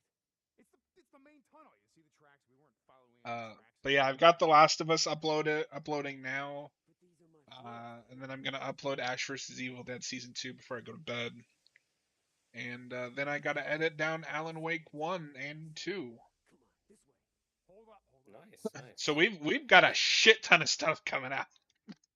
Hell yeah. And for anyone curious, the next thing I'm making John and Noah watch, and we're gonna review it, is the original When a Stranger Calls from the 70s. Yeah. We won't get to that for a few weeks though, because we got that Piranha double feature to do next week. And then Next actually week it's we're the fourth, doing so- because tomorrow we're doing 28 days and weeks. Yeah. Ah, Jesus. And then next week the 4th? No, the week after that's the 4th. Okay, so the next week we're doing The Jaws Piranha. are 5th. Yeah. Okay. God damn it, Skizzo! It's getting away. God damn it, Skizzo, it's getting away. Those will be some fun, like, summer horror. Those will fit Yeah. well together, doing Piranha and Jaws. I'm excited to Back-to-back, rewatch that'll be 28 days later. Yeah, I still need to rewatch it. I gotta get to that tonight. And I've never seen 28 Weeks, so I'll try to squeeze that in Yeah. for a show. Where the fuck?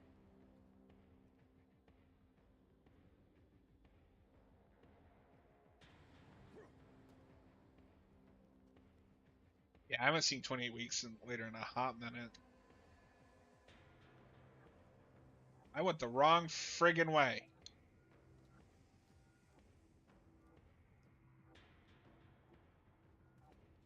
Oh, we're hopelessly lost. I mean, you're not entirely wrong. Did you lose the map, John? I lost the little midget zombie. Ted Raimi, where are you? You're supposed to No. get me through this. That fucking bastard. You know what is crazy though, Robert? I was looking at, because as I was uploading, I was just checking like the schedule of everything. Our Last of Us Part 2 playthrough, the first game we ever played together, is almost done. That's amazing. Did Alan Wake 2 go longer, or was it still not as long? I don't think that was as long, because we got held up with that stupid permadeath thing I thought was a good idea. Yeah. The Last of Us Part 2 also, because originally I was scheduling it every other week to coincide with our streams, but now that we're just doing them every week, I'm going to start scheduling shit weekly. I just didn't feel like going back and changing it all. I don't know where the fuck this thing went.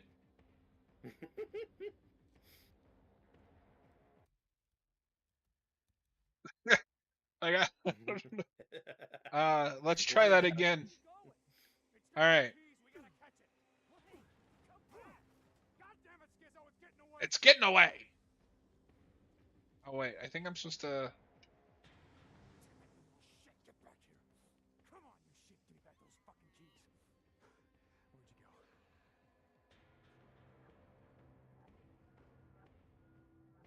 Oh, is it under there?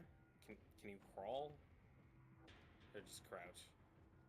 It's not even letting me crouch when normally I can't. Oh, wait a minute. The keys are right here. I'm just stupid. Oh, Hey! oh my god, it's Gollum. Oh, you're dead. Oh, You're dead. we are all dead!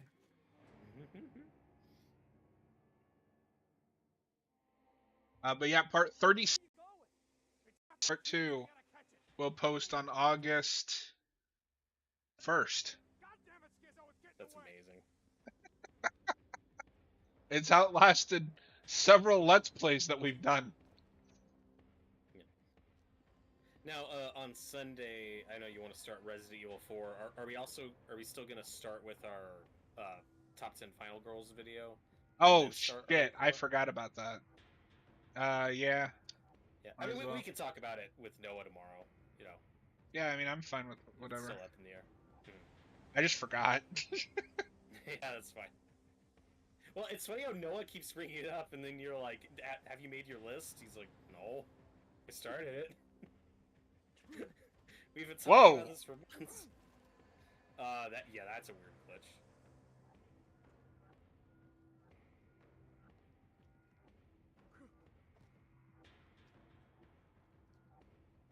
Also, before we argue about it, just to make sure we're all on the same page, you're not, for what you want this to be, like a slasher Final Girls list, you're not going to be including Kirsty from Hellraiser, right? I was not going to, no. Okay. Because that, again, it's one of those gray areas where... Yeah. I mean, I call her a final girl, you've called her a final girl, but that's not... It's weird, like... Yeah, no, it's one of those gray areas, but for the purposes of a ranking list, I was going to stick exclusively to slashers. It's certainly not a slasher movie, like, we agree on that. Like, yeah. No, Hellraiser 3 is a slasher movie, but I'm not putting Joey from Hellraiser 3 on my list. But that means I gotta work on that list.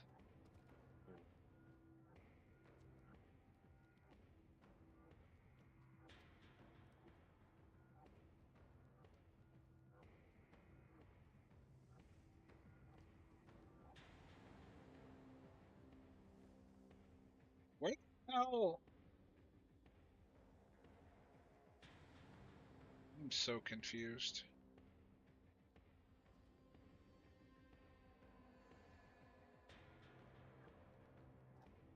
yeah, I have no idea. I'm definitely looking forward to checking out Hellraiser 4 at some point. I'm just curious about it. I think it'll be a fun, interesting watch. After that, well, besides from the remake, after that I'm done. If I ever watch those other ones, they're gonna be blind watches for the channel. It's gonna be content. Oh, I'm gonna make both of you watch 9 at some point. If I had to suffer through that, you have to suffer through it. Am I crazy, or wasn't the key like right here last time? Remember that opening on the ground? I was asking if you could crawl under. The key was right next to that. Yeah, wasn't it this? It looks like it. Oh, wait a minute.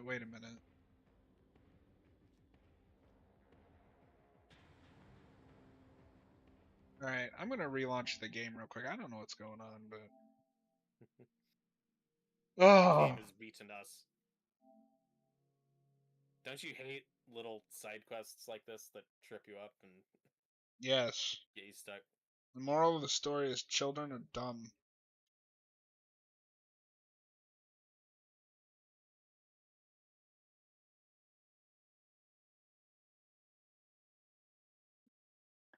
Oh, you know what I was... another thing I was thinking about I'd like to hit this summer? What's up? So, we have Day of the Dead on our wheel for our original remake series. Yeah. Hypothetically, if we don't hit that next week, and we probably won't, but after we do the Piranha one, like, if we don't hit that, we should probably just do a commentary on that first one this summer. It is the anniversary. Yeah, And I would be if down with that. and then We if we can ever get it always, on the wheel, we can just do the other two. yeah, and I mean we can definitely lose some content off that fucking wheel. But yeah, That's true. Torres and But you know, like there are 2 other Day of the Dead movies. They've been out in the shit Yeah, a few times. I thought they could handle it. we'll just do a remake double feature. Draven, isn't Henry Cavill in one of those Hellraiser movies? He is. Hellraiser 8. I can't believe that's 8. I always assume that's like 6. No, they make it to 10 before that reboot. With too many freaks. That's wild. But also, aren't a bunch of them? Are there like 3 of them that are like back to back in the mid 2000s, and then a long break, and then another long break? Is that how they're released? I don't think so, because I think it's one of those cases where if they don't put one out, they lose the license. I'll double check that. I'll pull up how those Okay. were released. Because I believe that's part of the thing with 9 is they have to rush that out, and they want Doug Bradley to sign like an NDA that he won't talk about 9, and so he's like, I'm not doing this. So they recast. Because fuck you, Weinstein. Okay. Over here. Got you. I think I can boost you onto this roof. Okay, so I was right. So the direct-to-video era starts in 2000 with Hellraiser Inferno. Next one's a couple years later, and then the next 2 are both in 2005. I don't know if you remember this. Vaguely. Yeah, 2 of them come out the same fucking year, and then there's a long gap. So Okay. So 2 come out in 2005, and then 9 comes out in 2011, and then 10 comes out in 2018. So those last couple have long gaps between them. That's crazy. I've seen snippets of 10, and it does look better. I just don't trust it. Yeah, that's the one where I saw that video cover like everywhere. That's 2018. I remember seeing that hit shelves and being like, "Oh, okay." And then the remake's just a few years after that. Yeah, and I remember the big thing and I didn't look too closely, but I do wonder if a certain section of YouTube was pissed about it. But the thing that excited me is they announced, oh, we're going with a more like feminine Pinhead. I was like, oh, okay, so you're going back to like the book. Mm-hmm. She's the best part of that movie. Cool. I mean, those are big shoes to fill, so I'm glad we've had one good Pinhead following up Doug Bradley. Well, and I think that's why they were, yeah, I think that's why they were smart to cast a woman, is like that way it's harder to compare. Because any guy you cast is just going to be compared to Doug Bradley. Yeah. Well, and I also think that actress is a transgender woman in real life. I don't know if you knew that. Which is just interesting for that character in that world. I remember Doug Bradley talking about it just because he was on board with that choice. Are the other Cenobites in that movie anything like the ones in the book, or are they completely different? I don't even remember the other Cenobites in the book. It's been so long. Okay. But that movie, like, does kind of way overcomplicate some things. Mm-hmm. We'll get there. Draven, the only thing I remember about Hellraiser 8 is you hear Superman say heavenly pussy. You do. If you've ever wanted to see Henry Cavill be a stereotypical straight-to-DVD slasher jock, that's the movie for you. Yep. Okay.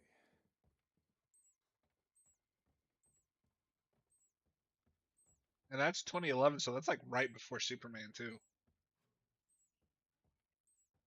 Yeah, that's what's weird about it. I was like, oh, that's probably one of those like weird things he does when he's in his early 20s. Nope. Weirdly late in his career.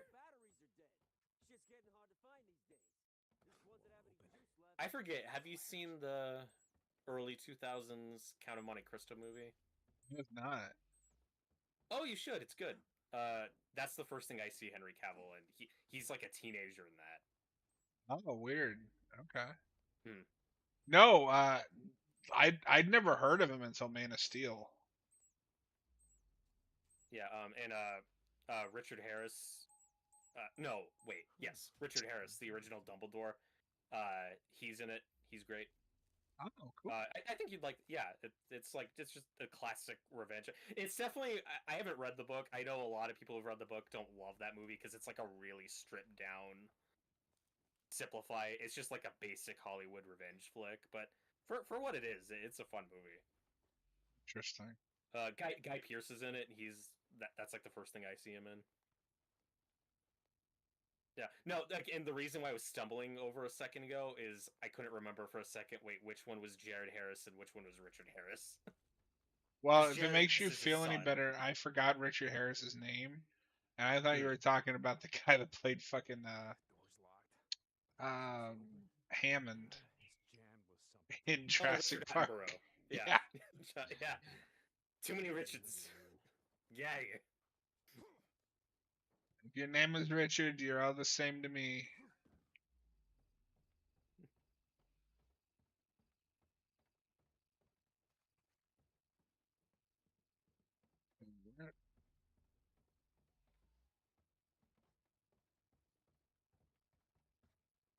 Skizzo, I found a box of flares. Yeah, see if you can force open the door. I'll come in and grab them. What could possibly go wrong? Flares are over here. Everything. Yeah. Give me the keys. What, you mean like these keys? Yeah, hand them over. Hey, I got an idea. How about you lead us to the strong boxes? I'll unlock them. You got a problem with that? No problem. I think he's got a problem with it. Yeah. Okay. I'm gonna keep that in mind.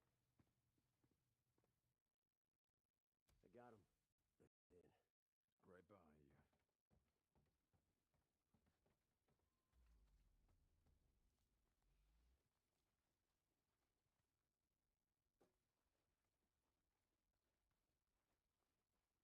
All right, let's try this again. I think it's a little dumb it didn't save like in the cave, but it's fine.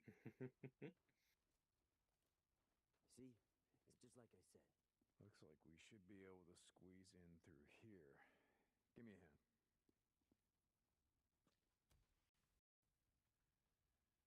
This is a classic video game problem of, oh, this is a really cool setting. Oh, this actually sucks. This wasn't well thought out or fun. It's still better than underwater levels. Stable enough. Yeah, I guess.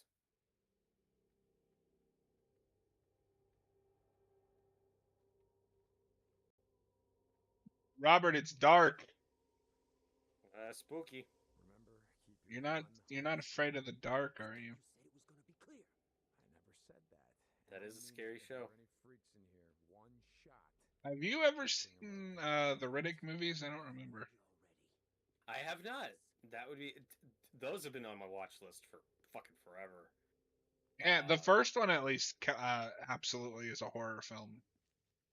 Yeah, I don't remember the third one, but the second one is not. Yeah, no, I'm aware of their reputation, and I know people like 3. Yeah, I mean, I need to rewatch 3.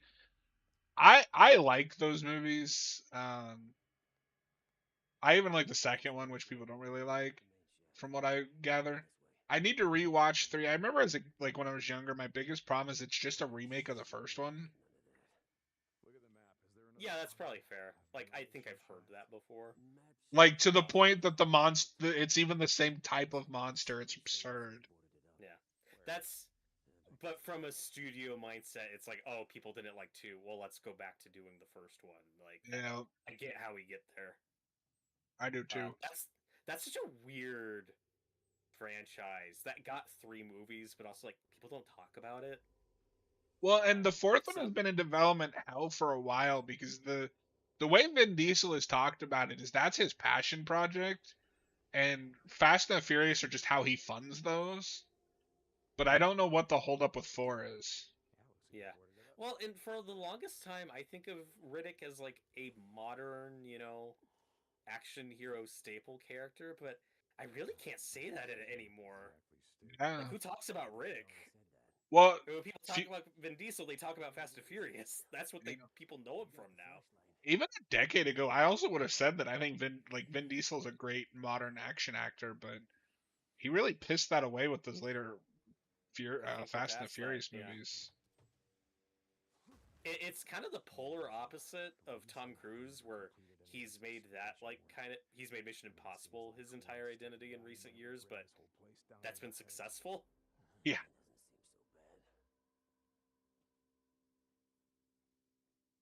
Yeah, I think it was game over for any other Vin Diesel projects when the Fast and the Furious movie started making $1 billion. Yeah. And I mean, at least the last movie I saw with him, he's not aging well like Tom Cruise. Oh yeah, it's hitting him. But he has a movie. Vin Diesel has a movie from I think the early 2000s called A Man Apart. I haven't seen it in a long time, but I loved it when I was younger. It's he's like a cop whose wife is killed, and like he goes and it's like a revenge movie. Oh, okay.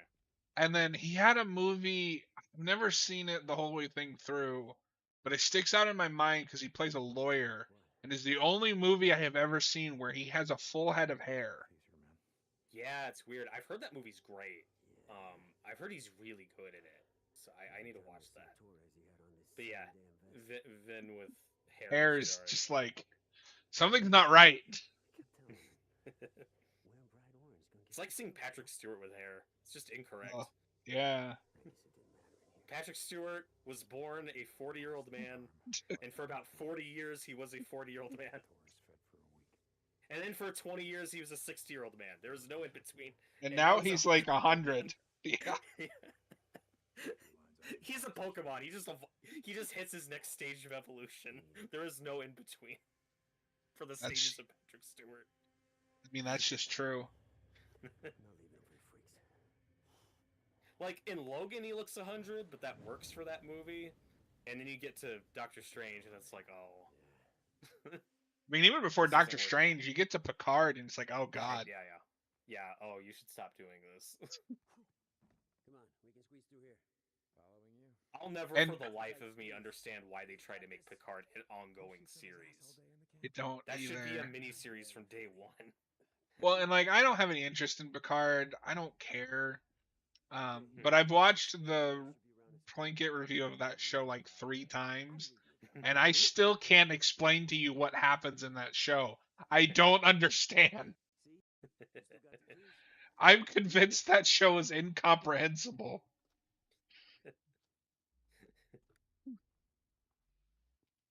I trust Mr. Plinkett to tell me accurate information about a show. As you should. No, I mean, like, because I love Red Letter Media, and I don't disagree with them too often. I think the only time I've really disagreed with them of late that I've watched is their Halloween Ends review, where their entire review is that it was different, therefore I liked it. It's like, no, stop it. I was kind of in the same boat as them, though. Yeah, but you're also a fraud. Oof. I don't know. Kills made me laugh at least. Yeah. Well, but they're though with those movies are on kind of different footing. Yeah. With you like from day one, because I like 2018 a lot more than they do. Oh, that's right. I forgot they don't like 2018. Oh yeah. Yeah. One thing Mike was on about was like how unrealistic like the Lori thing was, where he's like, well, in real life, typically people who like suffer this kind of trauma, they're just living normal, quiet lives, and I'm like, it's a movie. It's a movie character. I think it's fine. I like the survival. I will split the difference. I like that angle, and I'm sad that they just drop it after the first movie. Yeah. I do think it is a little. It is pushing it to the limit that she's that way if you're ignoring everything after the first movie. Sure. No, I do have some setup issues with that movie. If you're gonna do that, then you need to like canonize 2, but just ignore the sister twist. Like, oh, he came back again, and she's afraid he's gonna come back again. She had this really bad night. It turned her into a crazy person. Mm. Ah, Jesus, it's Gollum. Tyler says he still wishes we would have gotten Patrick Stewart as Mr. Freeze in a rewritten Batman and Robin. That No, would have been good, Cat. no, we got Peak. I love Arnold. Look, okay, all seriousness, I would have loved to see him, but I would not have sacrificed Arnold as Mr. Freeze for that. And you know, we've talked about this before. As much as I love the ice puns, I subscribed to like the general narrative for a long time that Schwarzenegger is Mr. Freeze. That's so weird. Like that's obviously miscast. And then I had an epiphany not too long ago where it finally dawned on me of, if he's just doing his Terminator performance, that's perfect casting. Yeah, I mean, I think the only thing that's awkward about it is that guy is not a scientist. Yeah, But that's fine. That's also late 90s Arnold. He's not as big a bodybuilder as he is in the 80s. And he's in that suit that whole... If he's just in the suit the whole time, I think that works. Yeah.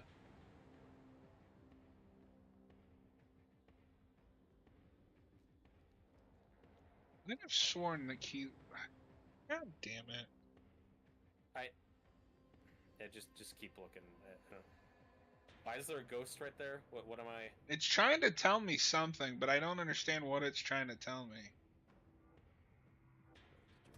Yeah, I just keep looking. It's got to be around here somewhere.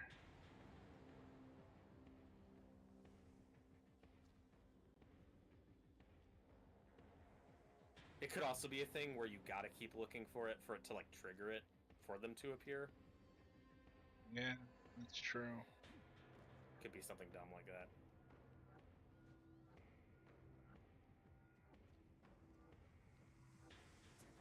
Shit, get back here.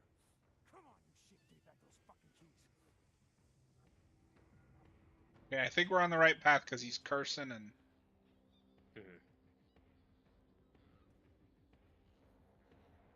There they are. There they are. Okay, yeah, and remember to fight. This is how you died last time. Yeah. I didn't realize it was a QTE, not a... Yeah, that just dawned on me. When we were Shoot the fucking thing. This is how you died 10 minutes ago. Oh. Well, that was weird. Well, that was anticlimactic. Well, that just happened. What the hell? What the hell is he thinking? Uh-oh. Die, goddammit! Oh, Skizzo! Oh, for fuck's sake, man. Stop shooting your gun! Skizzo, stop shooting! What? He said that immediately after you said it. Yeah, because I remember at the beginning, Deacon was like, "You don't shoot, you'll pull them all down on us." And look what happened. Skizzo, you... Bringing the whole mine down on us. Damn it! Okay.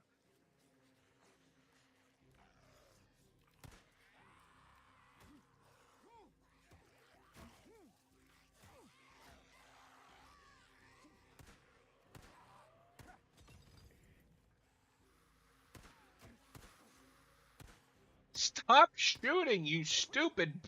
What the hell are you talking about? Oh my god. I should leave this motherfucker here.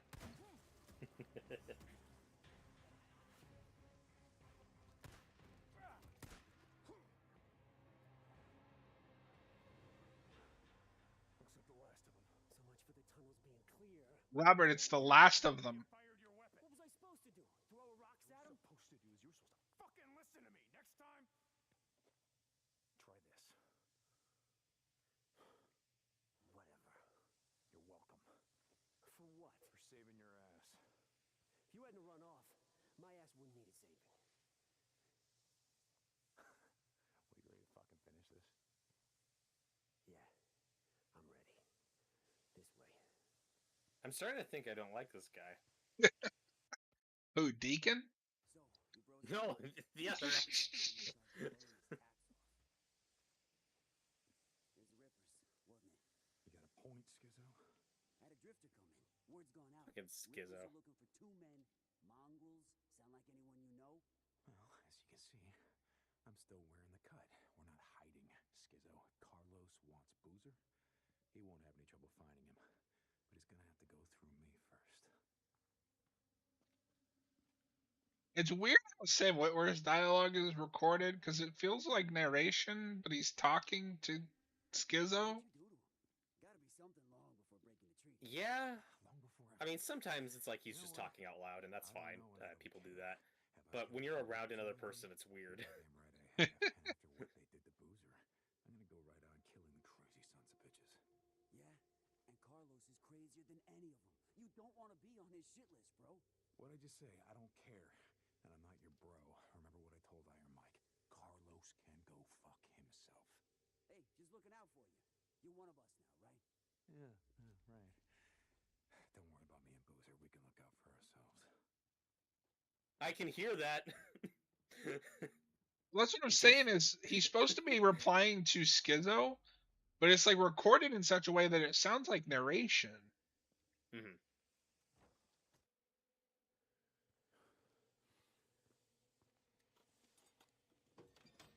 Oh my god, it's the Lost Ark. Bingo. Let me see. Ah, nice. This ought to make the old man happy. How are we gonna get that out of here? Shit's heavy. Yes, it's dynamite. Talking about. Oh god. Same with me. I got this. Can you This maybe looks like a not bad idea. maybe not hold the flare so close to the dynamite? The thing is, they don't give a shit about any treaty.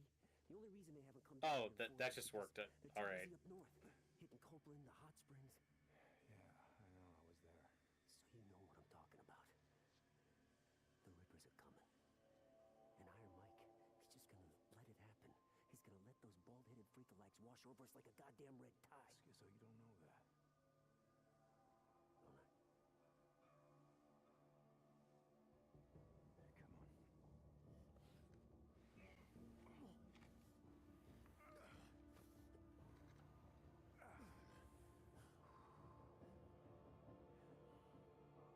Jesus, never thought I'd be so glad to see the light of day. Shit, something else we agree on. That's twice in one day. Hold on for a second. Hey, but someone's inside. Hey, you hiding out there? Shit in your pants. Come on now. Marauders. Come on. Oh, good. Meanwhile, I'm a these little- assholes. I am a little disappointed because for a second there I thought, oh, we're gonna do like a fun minecart chase. Nope. We just cut to them outside, like, oh, they got it out. All right, Talk, I guess. they're fine. I gotta say. Oh, jeez. Give it to him. Someone Shoot shoot the asshole. the asshole. What? Who, me? Yeah, you got it. Lay it into him. I think that's all the bastards. Yeah. Come on. We gotta get that box of dynamite. Must have been the same assholes who parted out the bikes. Ride by and they see ours. Figured they'd make an easy score. I guess it wasn't as easy as they'd hoped.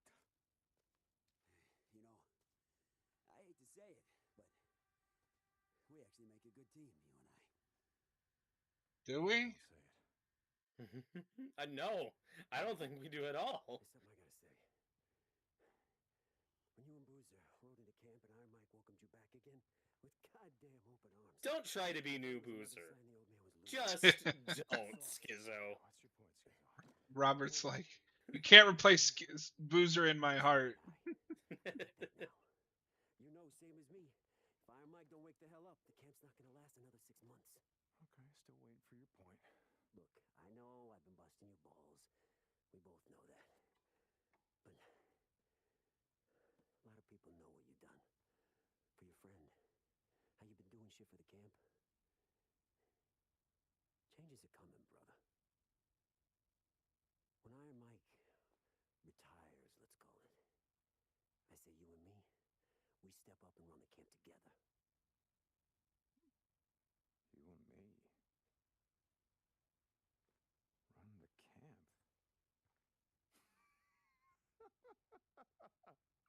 That's really what you wanted to talk Hey, to hear me me about. out, goddammit. Just listen to me a minute. Why don't you like Schizo? Because he's an asshole. They agree. Most of them say He wears his hat forward. Who does that? She's as soft as they He are doesn't now. even wear sunglasses indoors or at night. Well, that's his mistake. What a dick. One of many. Oh, it ain't gonna be mine. Look, we all do things to survive. Also, Tyler, if you need an actual answer, 5 minutes ago we were in the caves and Deacon said, "Don't shoot your gun, Friend in the back. because that'll attract more zombies," and he shoots his fucking gun. Better one man than the entire camp. You think about that. It's like 5 minutes ago he's not listening to Deacon, and then 5 minutes later he's like, "We make a good team." No, you don't.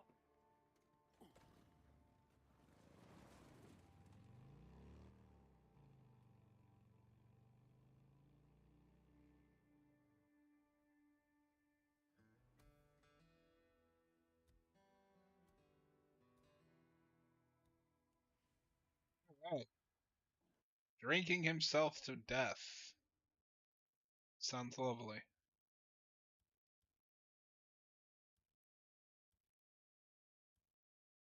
All right, Robert, should we go back to Tucker at Hot Springs or to Iron Mike's? Or should we go find Boozer? Eh.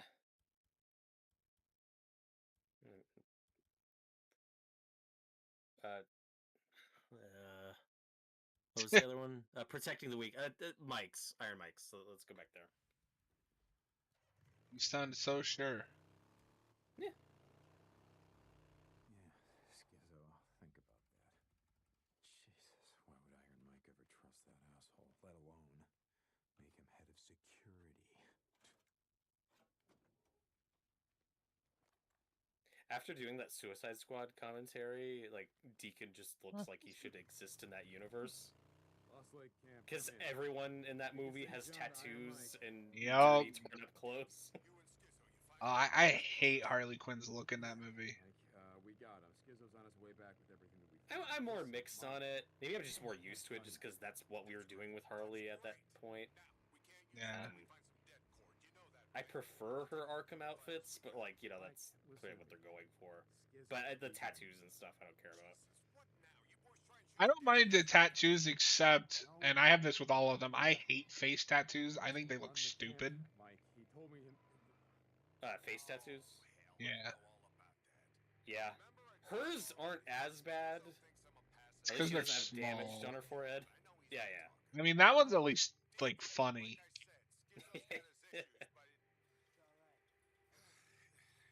The stupidest thing in that movie is the Joker tattooing a smile on his hand so that when he wants to smile, he just, like, covers his mouth. Yeah. What? What? There's another one in his arm, and I don't think they ever actually used that in the movie. He grabbed a bottle of whiskey. He said he was going home. Because I don't know if you remember, but I think the director talked about apparently Batman like smashed the Joker's teeth in, and so he got that, and he got that tattoo to like hide it. It's like, what? You're overcomplicating this. Yeah. Tyler, do you guys have tattoos? No, I mean I've thought about it, but I also hate needles. I don't hate needles. It's just never been appealing to me. I don't have tattoos. I'm not anti-tattoos. It's just never been a strong interest for me. I'm also worried about the slippery slope. Like Cap? No, I wasn't going to name names. I go from getting one to, well, this is what I do now. Hey, no, my dad had tattoos a lot. I think they're cool. It's just, it has to be like the right kind. The edgy Suicide Squad nonsense is just that nonsense. Yeah. Even Diablo, it's like his are kind of cool and kind of fit that character, but then when you try to sell like this domestic home life with his wife and child, and she's like surprised he's a criminal, It's like, gee, it's kind of jarring. I wonder if the guy with the face tattoos is a criminal. Oh, the skull. I wonder if the guy with the skull on his face is into some shady shit. And because it also doesn't help that movie's like ugly. Because like, Yeah, say and what you so, will about BVS, it's very stylized. Suicide Squad does not look like it's in that same world. This is where Ricky said the work crew was. yes and no. It depends on the scene. I think some of that movie looks okay, and I like some of the costume design. It's just the whole look of that movie is very hit or miss for me, and part of that is reshoots. Work crew's gone home for the day. Like, what is that Deadshot mask? Yeah, I know who you mean. Yeah, it's more of like a paintball thing. I don't hate it. I wish he wore it more. He was getting a ride there. If you see him, tell him to stay here. No, It's nice that he has it, I guess. Robert, they paid for Will Smith. They're gonna show Will Smith. Oh. It's really funny. When we got like that costume reveal of him of the mask, like a lot of fans were complaining about like the eye thing, being on the wrong side of the mask. It's just really funny that I remember those debates online when like that is the least of that movie's problems. Yeah, I don't even remember that. It's think like, about that's it now. that's like the least of that design's problems. Yeah, and like Captain Boomerang, I'm not crazy about that look, but then I think Gunn fixes it with his movie. A bottle of whiskey. Well, that's Like, the he thing takes with it- Harley Quinn is he fixes Harley Quinn a little bit, but she still has like the weird heart tattoo on her cheek. I was like, why would you keep that? Yeah. But that's also the only movie where Harley Quinn isn't completely annoying. It's her bit. Well, I wouldn't say I find her completely annoying in the first Suicide Squad movie. I think she's a highlight. What? at least she's We're doing the her best. bad guys. Shut up. Is that even in the final cut? I don't think remember so, seeing it. because it's when she steals the purse and Rick Flag is like, what is wrong with you people? Yeah, I remember that bit's in the trailer. I'm just now drawing a blank if that's actually in the movie. Or is it only in the extended cut? I don't even think it's in the extended cut. I could be wrong. I could also be wrong. That movie Like, that doesn't movie seem to sucks. Like, I don't Yeah. care. But no, before we did the commentary, I watched the extended cut, which I'd never seen before. And there's like a really long scene of them walking down the street where Harley is like talking to everybody. I was like, oh, this isn't bad. This should have been cut. Nope. Toilet. It's like it's not a BVS thing where that's a much better movie. No, it's the like 10 extended- minutes. Yeah, it's like 10 minutes. No, I'll never forget. So I got Suicide Squad for Christmas the year it came out. Just because people know, oh, he likes comic books and comic book movies. And they're like, I mean, I oh, he's own it gonna be too, yeah. It's like, oh, he's gonna be so excited. And then it looks like, oh, Thanks. thanks. Empty. This is one of the No- movies of all nothing- time. Nothing would have been preferable. I guess I'll see the extended cut. Yeah. I was a completionist with those for a while. I think the one I don't have yet is Aquaman 2, and I'm like, but why though? Ironically, I don't own so I'm not, but ironically, hate this movie. I would buy the Flash Steelbook. Have you seen that? Oh yeah, it looks cool. Yeah. I just have the standard Blu-ray. I don't know why. After that commentary, I'm probably never gonna watch it again. You will.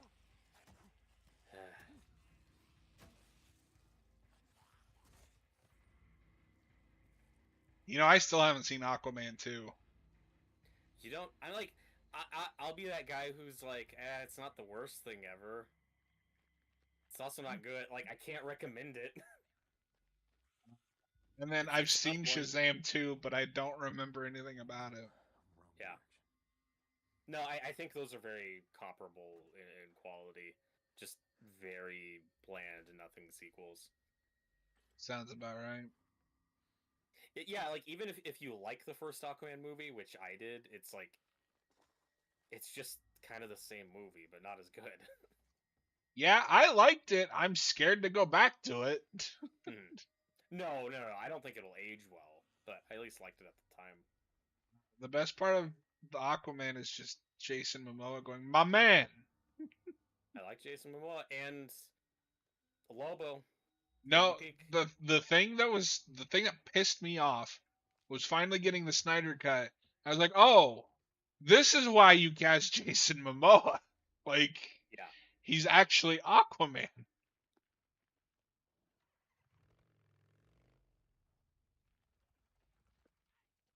Oh, fuck you, Snyder or Whedon cut. Fuck you, Snyder. I don't. This is funny. Tyler said, "I have most of the DCEU on 4K," and then he says, "Shazam 2 sucks." I just have the Snyder trilogy. Although, so it's funny because I bought the box set, the Snyder trilogy box set. Mhm. But then I got the Snyder Cut Steelbook on sale real cheap. So I actually own two copies of the Snyder Cut.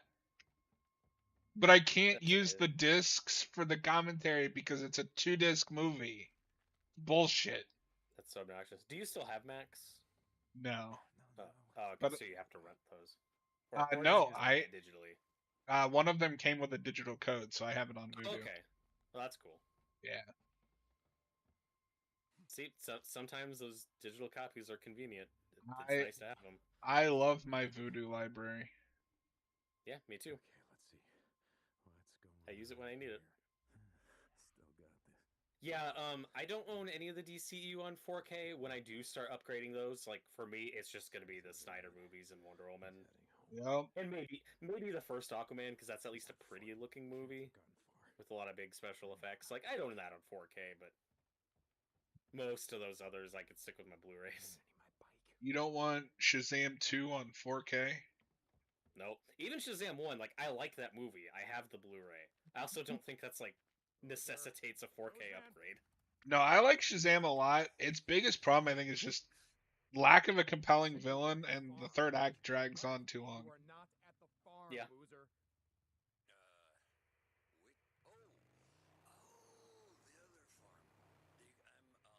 You boozer.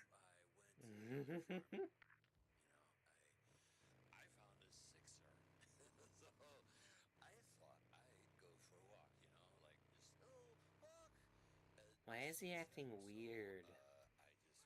Well, see, Robert, there's this thing adults do. It's called getting shit faced. Oh, that. Okay.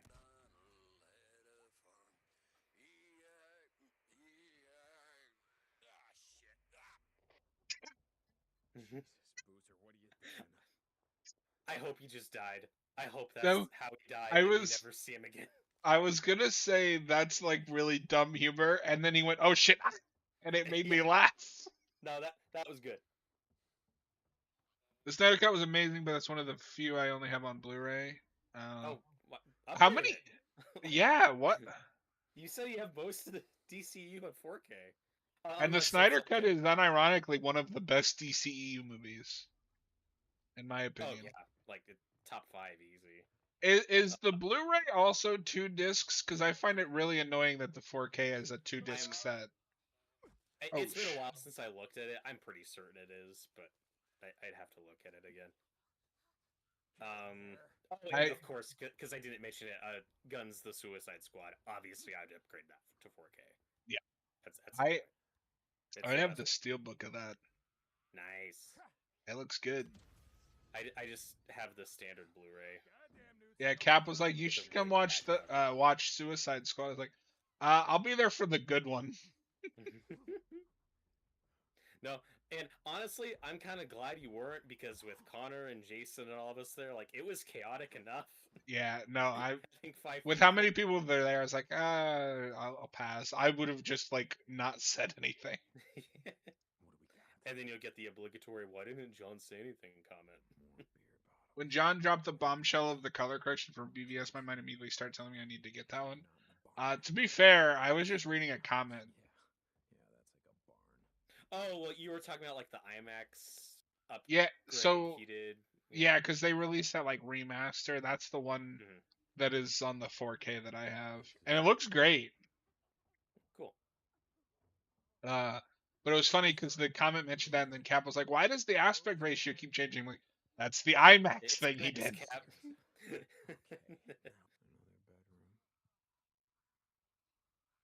Yeah, that's one thing people rag on with the Snyder Cut. Like, oh, I don't like the IMAX 4x3. It looks really pretentious. I'm fine with it. I don't love it. I don't hate it either.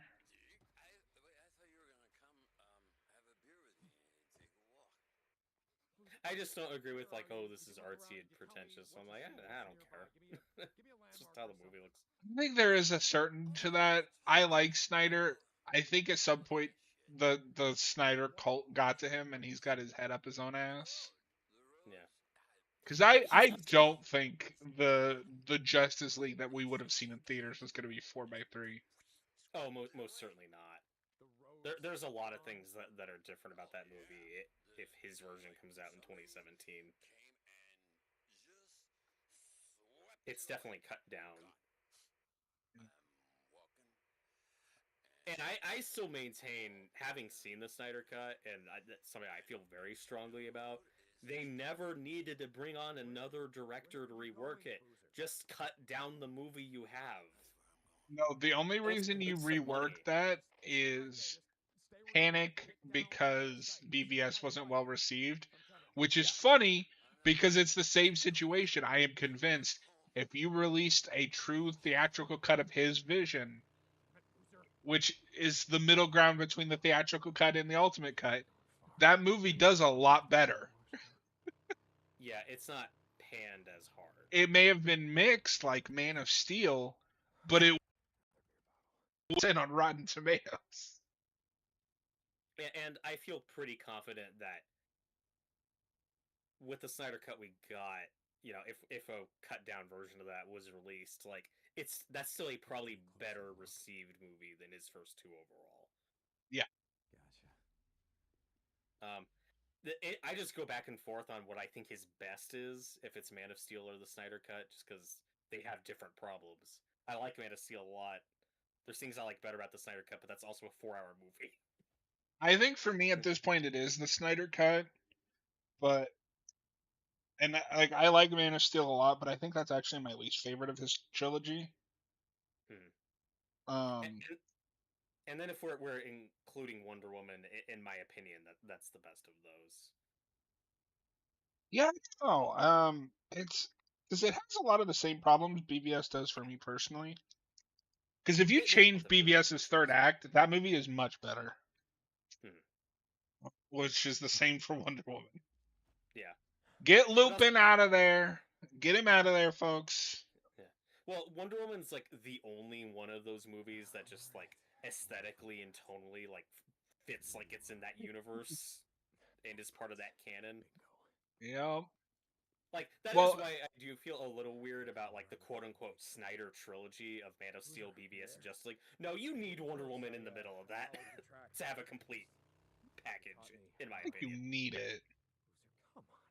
There's It's a just lot of it's just the Snyder trilogy because those are the because he three he directed them. directed Yeah, them. but I'm saying like hypothetically, if you're showing those movies to someone who's never seen them before and you just show them Man of Steel, BVS, Snyder Cut, there's a lot of context with her they're missing. No, there is, but And the Snyder Cut's also like it mentions like the Ares stuff, like some of the mythology stuff carries over into it.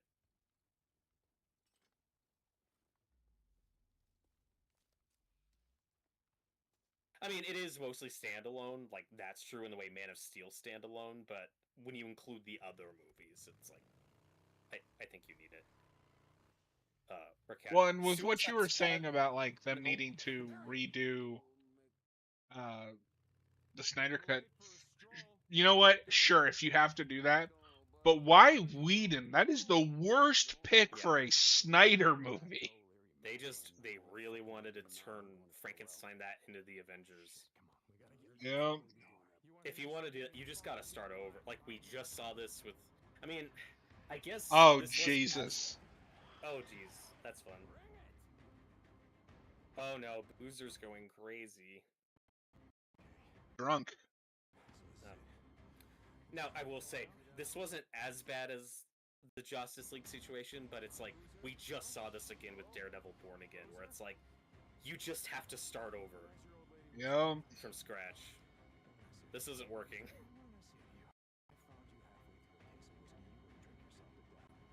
And again, now that I've seen the Snyder Cut, I'm like, we did not need to bring on a new director. You could have just cut down the movie you had. People would have liked it. Yeah. There are jokes in the Snyder Cut, and they land. There is levity in the Snyder Cut, and it works. Yeah. And I'm convinced that derailed the entire DCU because Aquaman and Flash, those characterizations are based on the Whedon version. I'm convinced of it. Yeah. Yeah, Aquaman and most of those movies do feel more like a follow-up to the Whedon cut. Oh God. Oh than the God. Snyder cut, for sure. Now, the one thing I think Snyder does that's a mistake is that weird accent that he gives Mara. What was that? Okay, so when Snyder makes Justice League, he has her do a British accent because I don't know, whatever. That's his take. And then Justice League comes out and she's like barely in the movie.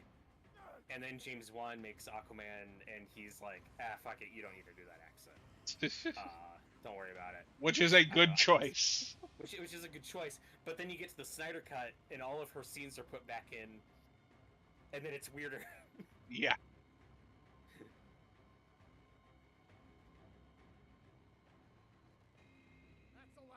Yeah, one thing I didn't get to talk about as much that I like to, what's fascinating about the DCEU as a case study is just like every possible metric and outcome you can expect from a big summer blockbuster, for good or ill, we hit in the DCEU. Like, in terms of success, failures, disappointments, and everything in between. Every possible outcome for summer blockbuster we got within the DCEU. Yep. Aquaman made $1 billion. So did Wonder Woman? Question mark. It didn't make $1 billion, but it did very well. And then the sequel was embarrassing. Yep. Like I said, Okay, so it made these movies, 824 million. That's close. Oh yeah, it did very well. Although I am excited for a more like post-crisis Wonder Woman. Yeah, me too. I'm ready. And like I said many times, I'm fine with Gal Gadot. I like her Wonder Woman at least in her movie and the Snyder Cut, I guess, and in BVS. I like her in. I like her up until 84. Yeah, me too. But I'm ready to move it. She also she didn't get a third movie, and that's unfortunate. But like she had a fine run. But it did lead to one of the greatest stories of the DCEU, where what's that director's name? Gave I think James Gunn a Wikipedia article on character arcs. I'm not following. This doesn't sound familiar. Oh, you don't know about this? No, I don't think so. Hold on. Like, are you talking about Patty Jenkins, or are you talking about somebody else? Yeah, so Patty Jenkins, and it wasn't Gunn, sorry, sent an email to one of the heads of Warner Brothers that ended with a link to the Wikipedia definition of character arc. Oh, it was beautiful. I mean, she was riding high off of that first movie, and I think she does a lot right with it. And then many mistakes were made on 84.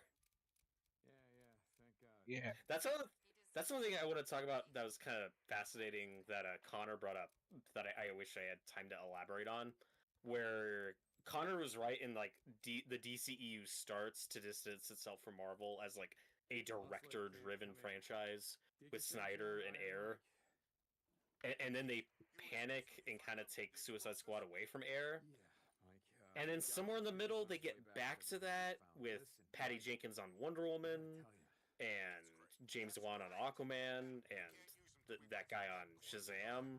Like they kind of hit their groove in the middle of letting directors just make the movies they want to make. And then later you get James Gunn's The Suicide Squad, which is the best one. But then all of those directors' sequels, which are their movies, like crash and burn horribly. It's really weird. It's so strange. Like, well, and it's Wonder Woman funny 84? because the first one 2? they have that is, I think, a universal success and both critical acclaimed and makes money. And like, I don't think there's anybody that hates the Suicide Squad. But like, the minute they get that hit, they're like, just take control of our entire universe. Run things, please. We don't know what we're doing. And I know some people aren't sold yet, but we gotta see Superman first.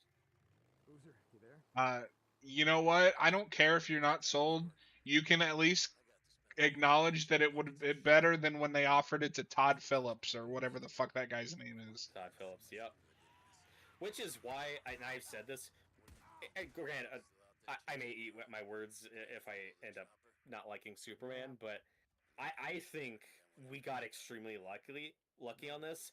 I don't give Zaslav full credit for that. I think we just got really lucky. Yeah. Where he offered that job to a bunch of people for no good reason other than, well, you made a successful comic book movie, and I think we just got lucky that Gunn said yes. Yeah. No, because we could have easily lived in the world where fucking Todd Phillips was running the show. Yep. And with Gunn, like, that comes from the caveat of he only agrees to do it when he can get Peter Safran as a partner. Yeah. That's why this happens.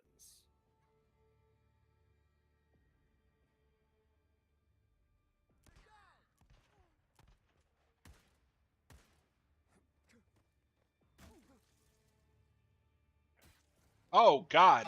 Oh God. Oh jeez. Oh Jesus, goddamn! Holy Jesus, jumping Christmas shit.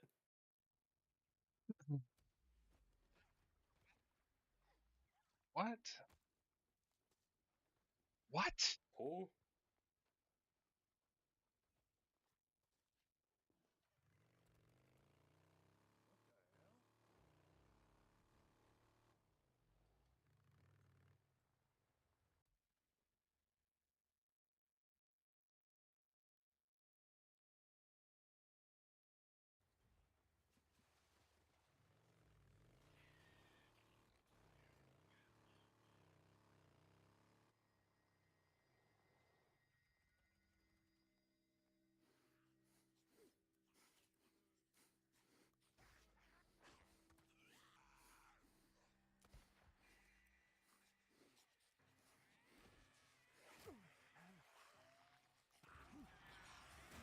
Oh Jesus. Hey guys. Y'all ready to party? Oh God. Fuck your bike. Who's a DC character that hasn't been on film that you would like to see adapted? Nightwing, Green Arrow. Yeah. There's well, half the DC roster. Yeah, there's a lot we never got in the DCU. Even though that went on for 10 years, there's a lot we never got. Yeah. No, for me it's Nightwing and by extension Teen Titans. That's at the top of my list. Teen Titans. Well, okay. Okay. You know what? I'm gonna be that guy. He did say that hasn't been on film. We did get Titans. I'm gonna be that guy. I'm sorry. Robert's like, I'm not speaking to you. Like as the show? Because, yeah, that gave us Nightwing and the Teen Titans. Well, but to be fair, though, one of your answers was Green Arrow. Yeah. Green Arrow show. Fuck was you. thinking That D- doesn't count. I That wasn't was Green just Arrow. I was thinking like DCEU movies. No. Yeah, no, you're right. Oh, God. And also, fuck Titans. I want a good Teen Titans adaptation. I still want to watch Titans. I'm too curious. I'd rather watch Doom Patrol. I've heard Doom Patrol's I- good. I really liked season 1.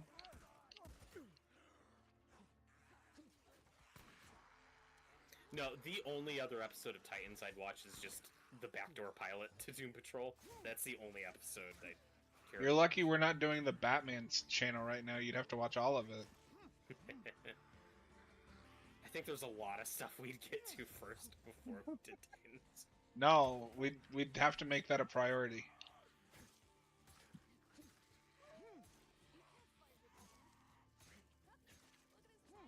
Also, But like, also- let's be honest. Like, I've seen most of season 1 of the Titans. It's better than most of the CW crap. I just really hated that pilot. I'm not saying you're wrong. Like, you're probably right. And when Brenton Thwaites was cast as Robin and we got that suit reveal, I was so hyped. I was like, oh my god, this is the live-action Robin potential Nightwing I've been waiting for. Yeah. And they gave him material that I hated. Well, when we got the fuck Batman trailer, I was like, oh no. Yeah, but I mean, from what I remember, that's very few and far between. I think some of that stuff's cut out in post. Probably. And B, there's also fights of him like stabbing people in the nuts and shit, and I'm like, come on, this is so tryhard. Yeah. He is more violent than Batflick, if you can believe it. Yeah, well, I mean, their Batman is also, like, It's insane. so psychotic, yeah. No, And there also was just, that like, is- something in the waters at DC. Mhm. That point. Well, and I remember, it's like this is around BVS, so we know how polarizing that movie was.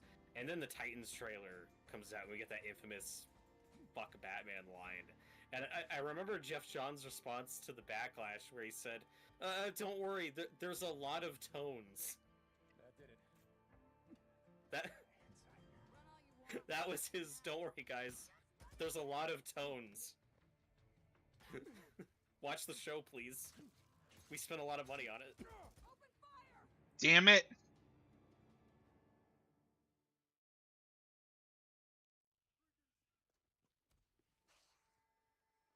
No, Johns is weird too, because like he's a really good writer, but the minute you give him a Batman thing, he's like the worst writer in the world. Yeah, I mean, some would also include Tom King on that. Tom King is hit and miss in general, though. Like I have liked about everything I've read from Johns, except anytime he has to write a Bat character. Hmm.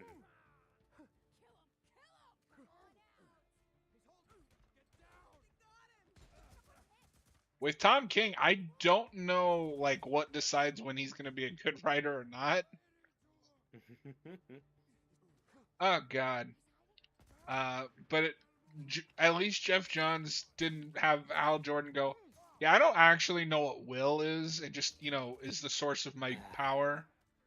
What even is will? Do you know? Yes. Al Pope Webster's Dictionary, Al. God.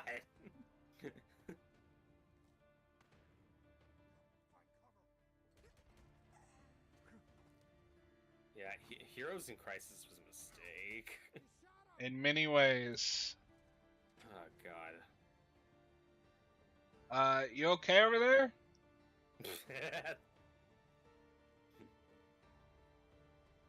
I don't know, but back to Tyler's question, like, there is an extensive list of characters that are in the CW shows that I'd like to see adapted better. For the Yup. DCU. Can we get a real Black Canary? Please, God! Why is that the one we always struggle with? I mean, Yeah, we have and a it's good one. Katie Lutz was a good Black Canary. We just I couldn't mean, let a good thing last. I know it's a hot take amongst our parts. I also thought Laurel was fine. It's just her character arc never got to pay off. Yeah. the idea of Laurel taking up the mantle hypothetically works. Well, because I that's still the think comic book thing, right? Like they just replaced. Because in the comics, it's her mom that she takes the mantle from. it's her mom, Sarah. They invent for the show. Yeah, so they just change it from the mom to the sister, which is fine. Mhm. It's just she never got to pay that off because then first they resurrect Sarah, and then they're like, we're just gonna kill her, because people on Tumblr have told us that Felicity is better. Oh God. Remember when Well, Felicity? It's okay. Hey. Uh, Ricky sent me. I think I missed those episodes. No, because there's that whole arc where she's paralyzed. It's like, oh, she's gonna be Oracle, and then they Yeah. just went, just kidding. I heard about it. I know. I'm sorry. We just have to get you back to camp. Come on, with me. It's even the New 52 Batgirl thing where it's just she invents a chip that makes her walk. Yeah. Okay, go. You're not gonna share that technology with anyone else? All right. Nope. I'm pretty sure the writers also forget about it like 3 episodes later. Oh, of course. Well, and again, that's why like the Sarah thing doesn't work. Is you can't resurrect her immediately after doing that. No, because remember when it was like kind of a cool mystery, like, oh, who could have killed Sarah? Yeah.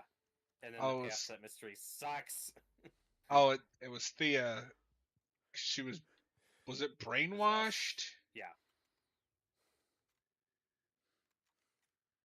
God damn it.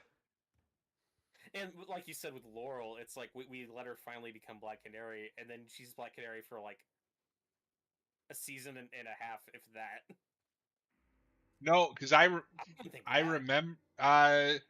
It's like halfway through 3, and then she's killed a few episodes into 4. Halfway through 4, I think. That sounds about right. That is what broke the camel's back for me. I was like, oh, so we've just killed his like canonical love interest. Yeah. I'm out. I'm done. I know where this is going. I've seen this before. They could have killed Felicity. That's what should have happened. But yeah, could have done that. No, because that is the exact moment, and it wasn't that they killed a character I liked or this relationship I liked wasn't happening. That is the moment that told me that this show is no longer made for me. It was made for the 13-year-old girls online that were watching the show. Yep. Who now I think have outgrown it and don't talk about it anymore. Exactly. You know it's bad when Smallville had more integrity than you. Well, mostly. Weirdly enough, we did the same thing with Green Arrow there, but at least No, he's a side character. but he's the side character. The actual like lead characters, and they didn't kill Black Canary. She just isn't important. Yeah, but I mean, I've always said that Oliver ending up with Chloe is a choice I never like. But you're right; it's not as bad. I don't love it, but it helps that I like Chloe. I like her more than Felicity. Yeah. The character, not the actress. Yeah. But you're right. Like if Smallville ends with Clark and Chloe getting together, like that's worse, and that's what Arrow does. It would be like if we introduced Lois Lane and then killed her so that Chloe could take the center stage. And then you bring in a replacement Lois Lane. Hey, Ricky, Which is, yeah. Tyler, if you're building a Legion of Doom, who is on the roster? I don't know if I have strong enough opinion about this. Oh, okay. Yeah, let me put a pin in that. What were you about to say? I don't know. I think I was just gonna read that. I think I was just reading that comment. Oh, okay. Yeah. Okay. So if we never do more like Suicide Squad stuff in the DCU, then I'm putting Killer Frost at the top of that list. Because it sucks that we've again someone the CW really fucked up. That I'd like to see adapted. What, better. you didn't like her being just good guy Killer Frost? Nope. No, John, she's just Frosta now. Did you watch the show? Not at that point. Yeah, so she's up there. Cheetah had one on there for Wonder Woman villain. Why? We got Star. that perfect in '84. No, we can do that better. Star Sapphire would be cool, or someone for a Green Lantern villain. Can when she shows up, can she be like, "Wow, Superman's hot"? God. Okay. Uh, Sidetrack. Do you remember when we first saw her in that trailer for Man of Steel with that line? Did you also think that was Erica Durance? No. I remember. Of course, it's not. But like when that first trailer in that clip came out, I was like, "Did they get Erica Durance to do a cameo?" Honestly, that wouldn't surprise me. Those movies are weirdly referential to Smallville. Yeah, there are a couple of Smallville alumni in that movie. I want to throw that out. Like, obviously, I can tell now that that's not Erica Durance, but at the time, just going off of that one line, I was like, "Is that Erica?" Well, my favorite is not Jimmy Olsen, is Grant Gabriel in Smallville. Yeah. And Cap was like losing his mind with how much he hates that character during season 7 of Smallville. I was like, yeah, that's why I didn't care that he got executed in BVS.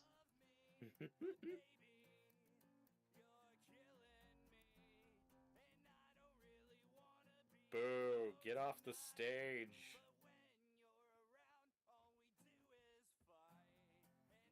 It, I don't know what it wants from me here. Whatever. You're supposed to enjoy the music, John. I mean, this isn't the worst thing I've ever heard. No, I actually don't. I actually You don't like it? No, I don't mind it. But yeah, with the Legion of Doom, like I want Lex Luthor on that. Obviously, that's the big one. And then for Batman villains, like my go-tos would be Scarecrow, Riddler, and Clayface. I think those are good Batman villains to put on that type of roster. How can I still hear him from over here? It doesn't make sense. At least we can enjoy the atmosphere.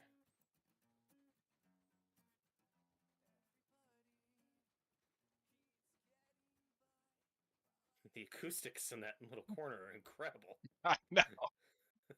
It's like you go to sleep, I can still hear him. Cut to morning, he's on the same song.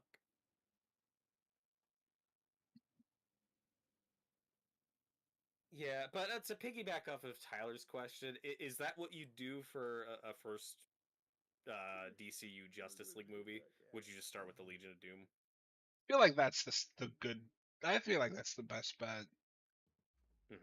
Because like I like the Snyder Cut a lot. Steppenwolf is an insane choice for DC's a weird first choice.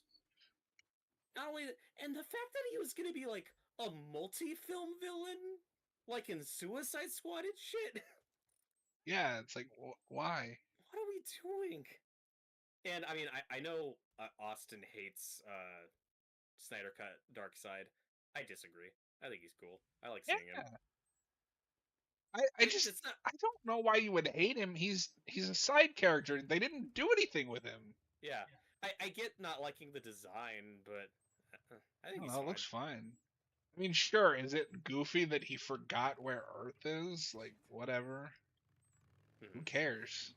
Yeah, there is something about that I think makes more sense. That's just not clear in the movie. Yeah. But I don't know. I'm glad we got to see him. It's stupid he was cut entirely out of the 2017 cut.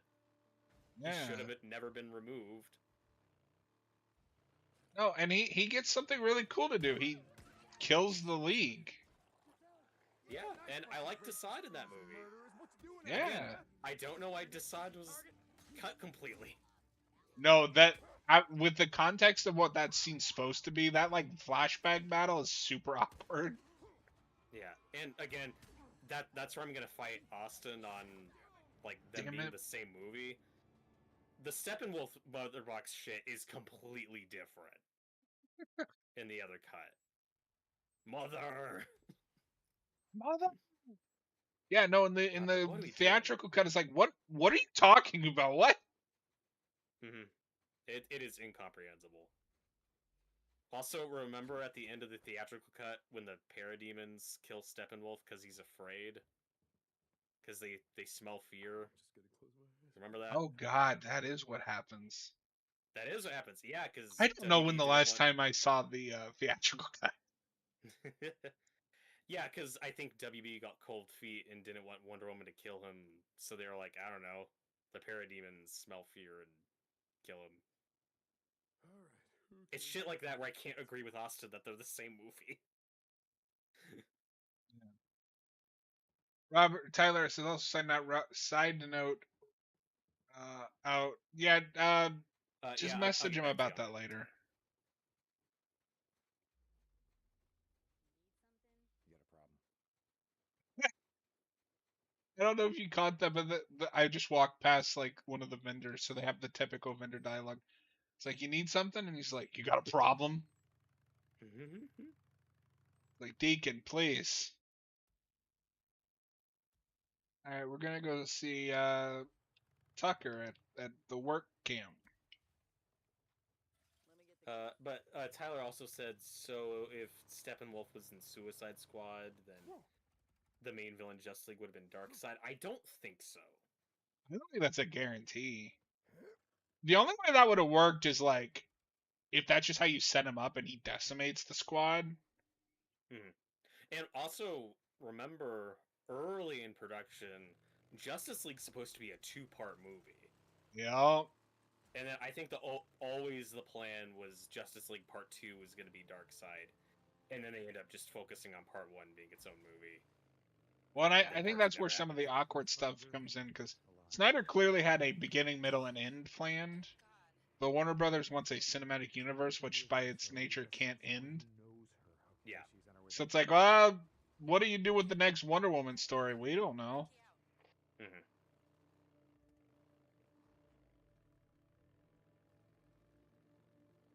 In hindsight, I have no idea why Wonder Woman 84 is another period piece movie. There is no good reason why that can't just come out, be set after Justice League. No, and it also makes it weird. So, like, okay, the idea is she's supposed to have disappeared after Steve Trevor died, except for this very specific instance in 1984. Yeah. It makes no sense. That's one where it's like, okay, these can't be canon with each other anymore. Yeah. And I hate the idea of, like, she was young and naive and like, kind of got her heart broken and it made her hide away for like a century. It's not my favorite idea for Wonder Woman, but yeah, and that's one thing that's awkward about her movie is they soften the ending a little bit and try to play it kind of vague. But I think that's just Patty trying to make the movie she wants to make, but also trying to fit it with Snyder's universe. Like, if Snyder directs that movie ends on much more of a downer. yup. Because that's his take.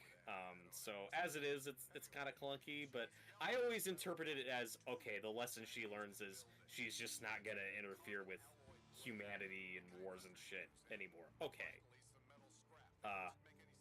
That's an explanation. And then you get to 84 and nope, just kidding. Like you said, I don't ask. She's just being a superhero doing superhero shit. What do I need? Yep. I need a blade or With some of the worst green screen in a blockbuster I've ever seen. It's pretty bad. And when that movie's announced, I'm like, oh, okay. There's a lot you could do with that time period. With her character and the story. I was like, alright, let's see what we do. And what we do is just jokes and references. Also, why is it titled the time period that it's in? I don't know. 1984, the book reference? That's horrifying. It has nothing to do with that movie, but that's all I got. Well, I guess we all know what it's like to lose someone. Yeah, like, when people complain about Stranger Things just being obsessed with the 80s and nothing but references, I think Wonder Woman 84 is what they're talking about. And that is the worst. It's example. everything that wants to be Stranger Things. Look, it's the 80s. Yeah, it's like Stranger Things is just something that happens to be set in the 80s. Therefore, you get 80s nostalgia because they're in the 80s. It's not. Hmm. Weren't the 80s a grand time? Nothing like scrap. Yeah, and doing a Wonder Woman movie that's like, weren't the 80s a grand time is really weird. Yep. Because there's a lot of shit you could have commented on. But nope. At best, it's just generic 80s materialism stuff Can of fuel. that we always do. Like, it's. Yeah, Ugh. because I'm not sick of seeing that. Needed this. Like I said, once I saw the actual movie, I was like, oh, there's no good reason why this can't just be set after Justice League. Yep. No, I was super excited too. I thought the trailers looked cool. Then I saw the movie. I was like, Like the cast. the thing that baffles me the most is because that's what 2020, because that was a Yeah, Max That's premiere. a COVID movie. We're in 2020 and we are still doing the Jim Carrey Riddler or Yeah. Jamie Foxx Mysterio or Electro. Or Guy Pearce Iron Man 3. We are still Same thing. doing that. I was like, what? Yeah. God, that. And then And then you get. it doesn't Yeah. even have a cool payoff. No, and that's one of. I think that should be studied in film schools of when you can tell, oh, this is when a director, like, doesn't have faith in this and isn't confident. Where we are shooting that scene with Cheetah in the dark as much as possible and keeps it very brief, to the point we don't even get a Cheetah transformation sequence. That happens I don't even remember off-screen. what she looks like. Oh, well, she looks bad. It's like half practical, half CGI. They like really overthought the design. And Patty Jenkins talked about it. Like, it's something she sweated over because she was like, "Oh God, if you don't get this right, it's gonna look really goofy and bad." And like, well, you didn't nail it. Yeah. That was one of the things that baffled me the first time. Was like, oh, we don't even Sniper ambush. like. Oh, She goddammit. just gets superpowers for the movie, like super strength. And then in the third act, she's just, I'm a cheetah lady now. That happens off screen. It's insane. Yep.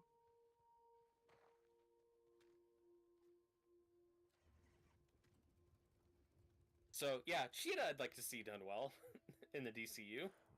That'd be cool. What I can do. Yeah, I mean, I would like, because probably my biggest complaint with Wonder Woman is all related to it being a new 52 take. Mhm. I hate the whole, like, the gods died, like, eons ago, and blah, blah. No, give me the Greek pantheon, you fucking cowards. Yeah, I want to see Wonder Woman fight a Minotaur. Yeah. You know, or the Gorgon or Medusa or whatever. Like, give me that stuff.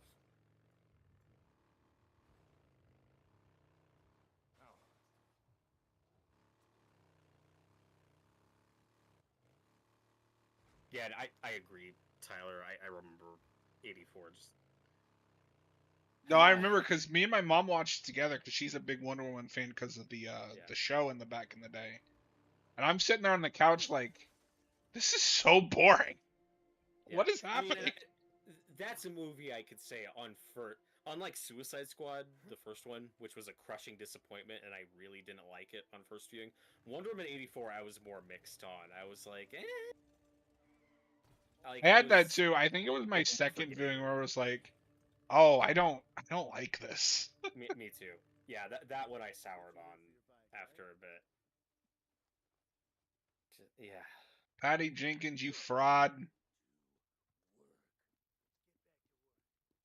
Has she put out anything since '84? I don't think so. She was supposed to make that Star Wars movie, and then 84 came out and they panicked. Yep. Remember Richard Marsden used to ride for us? Hey, Robert, do you remember Richard Marsden? Is that Cyclops? He did. But Oh, you know what else I hate about fucking Wonder Woman '84? What? That stupid gold wingsuit she has for the poster. I thought it looked really cool. It doesn't work in the movie.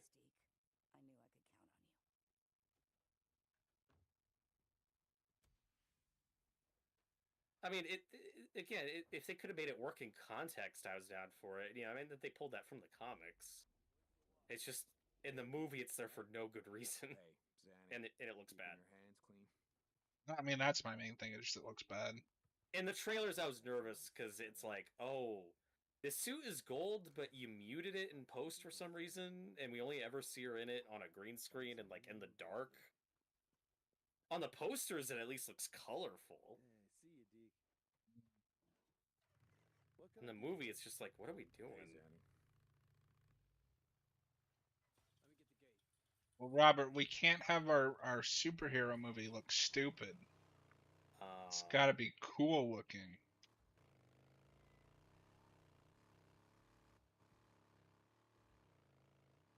The There's movie never with gone back to it. the magic rock that's trying to do a monkey's paw story that does not at all understand how the monkey's paw story works. Yeah. Well, Robert, life could be good. Life is good, but it could But be it can't better. He's doing his best with that. He's trying. He's trying. He's the best part of that movie. Yeah, and I know some fans are upset. We're still not gonna get like evil Maxwell Lord, but I'm fine with Gunn going back to the 80s version. Just indifferent. Yeah, like I don't really Is care. it okay? Did you watch Supergirl season 1, right? No. Oh. Is he in there somewhere? I think he's their Lex Luthor stand-in. Because I know the big bad of that season is a rich billionaire that disappears when the show moves to the CW, like half the supporting cast. Yeah. Well, was he in Smallville somewhere, Maxwell Lord? I know he pops up on one of those shows for sure at some point. Robert, pull up Supergirl season 1 and see if that is Maxwell. Okay. Yes, he's in and he is in one episode of Smallville in season 9. Okay. Because I remember, because he's really cool. I really liked him in Supergirl, but I mostly remember it because it's the dad from Twilight, Carlisle. Oh, that guy. Okay. But no, he disappears and is never mentioned again after season 1. It's major. Yeah, we got the go ahead to use Superman stuff. Or no, sorry, yeah, because then in season 2 they introduced Lena Luthor, who is totally not Lex Luthor, but his sister, who is totally not just ripping off Tess Mercer from Smallville.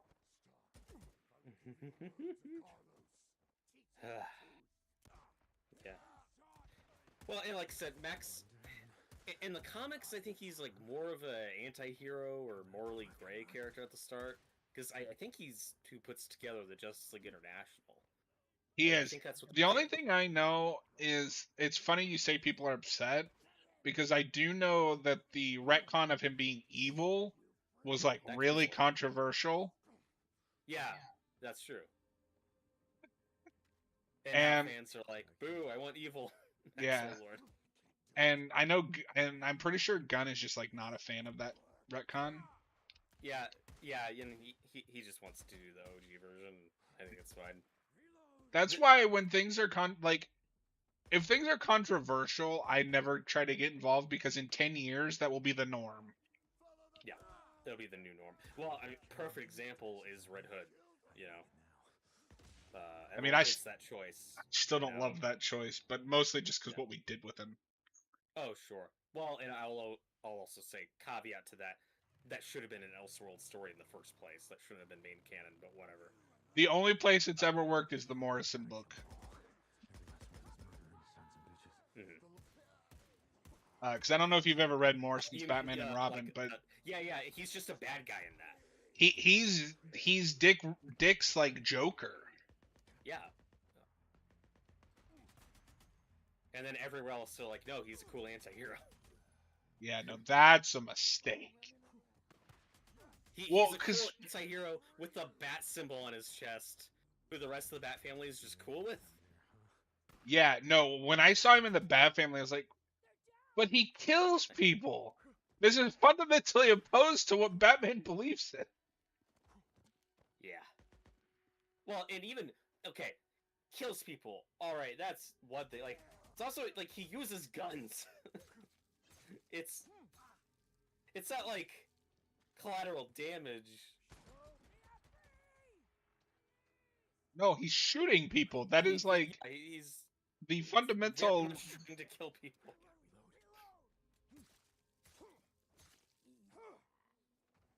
I see you running around. There we go.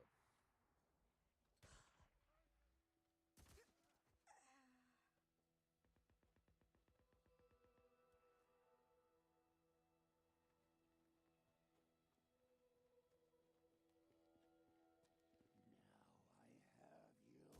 But yeah, and I don't know. Whenever we do get the DCU Wonder Woman movie, like, I don't want the villain to be Maxwell Lord. No, You could do something cooler. I like to see Cheetah done well. Cersei would be cool. Give me more of the. it is insane great to shit. me that they jumped from Ares to Maxwell Lord. Yeah. Yeah. Like you couldn't think of anyone better. I don't even need it to be a Wonder Woman villain, but there's so many villains you didn't adapt. Yeah.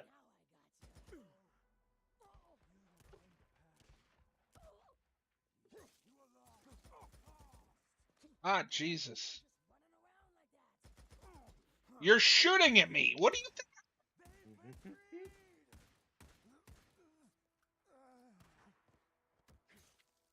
Oh, there. Yeah, Tyler just mentioned Giganta. Yep.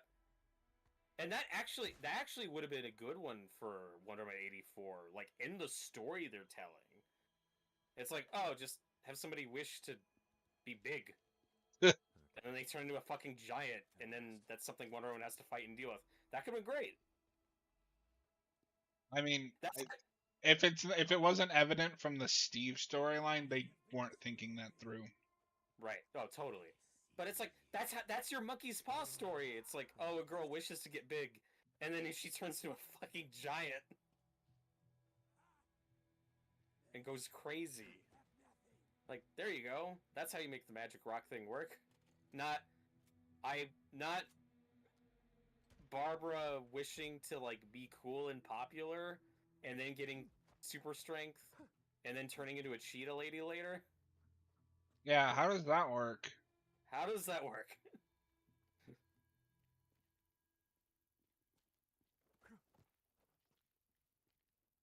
Or isn't the whole like isn't the reason that Diana can't solve that in like 5 seconds is that she accidentally wishes her powers away? No, it's because she wishes for Steve to come back, and then the trade-off to that wish is it slowly depletes her powers. Bunker. Okay. They had a bunker. Which is not how Monkey's Paw stories work. No, the monkey paw should, which is funny because in a way the monkey paw is already there. It's oh I have Steve back, but it's not. It's in a different body. Right. But instead of They dealing play with it as a that, you joke. just make it really uncomfortable. Yeah. And the reasoning for it was, well, there's like this obscure romance movie that does that plot, and I wanted to pay homage to it. It's like, okay. Do you Quit know your talking. audience? Yeah. Ugh, God, that This movie. is a like okay, this is gonna piss people off. Superhero movies are fundamentally marketed towards men. Men do not Well, know about your obscure uh super yeah. obscure romance movie. Yes, it is also like appealing to women.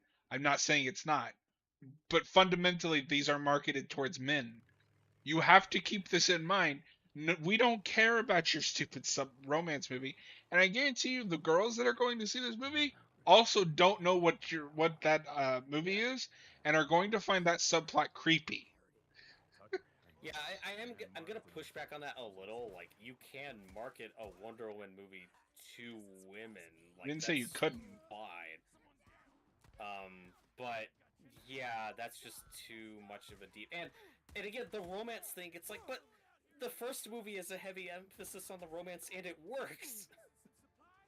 Yeah, It's the best Because part of that movie. yeah, And I also, to give Patty Jenkins credit, I think her gender being a factor, it's that romance in that first movie is 10 times better than the vast majority of romances we see in other superhero movies where you have a male superhero and a normal lady love interest who usually is shortchanged and doesn't get stuff to do. Even Amy Adams' Lois, who I like a lot in Man of Steel, is gradually shafted throughout those movies because we just don't want to deal with the romance, really. So I'll give Patty credit that she got the romance right the first time. yeah. Yeah, and I'm with you. Like, that's your trade-off. It's, oh, I wish for Steve to come back, and now he's in this other person's fucking body, and we have to deal with that. Yeah, instead Like, they just that's don't. the trade-off. Yeah, they just play it as a joke. God. You were saying? Doesn't surprise me. He always seemed like the kind of man who'd attract every dirtbag. And I'm only harping on the monkey's paw thing because they literally bring it up in the movie. What was he wearing? Like, when they explain the rock and how it works, Steve's like, oh, it's like the monkey's paw. And I'm like, no, it's not. Down to the knees, cowboy hat. Rock, this stone like has no logical. Oh, so you cut out for a second? The rock apparently just has this stone or whatever has like no logical trade-off. Exactly. Where'd you boys come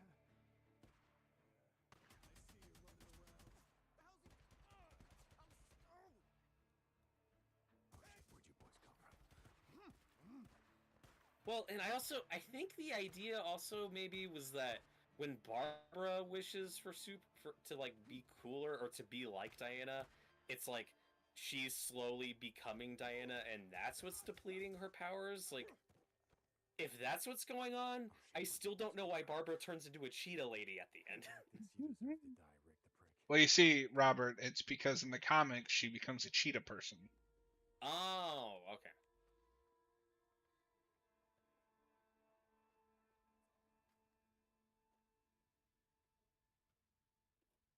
Like I am a big proponent for, faithfulness to the source material. But you have to do it right. You can't just Well, slap something in there because it was.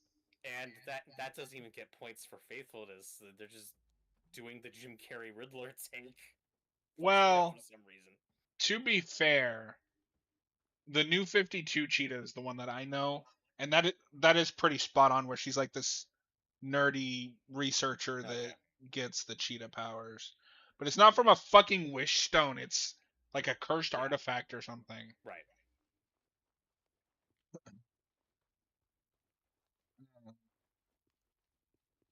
But no, like that's the tragedy of at least the the new 52 cheetahs.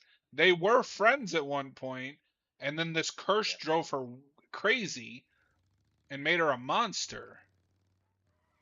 Yeah.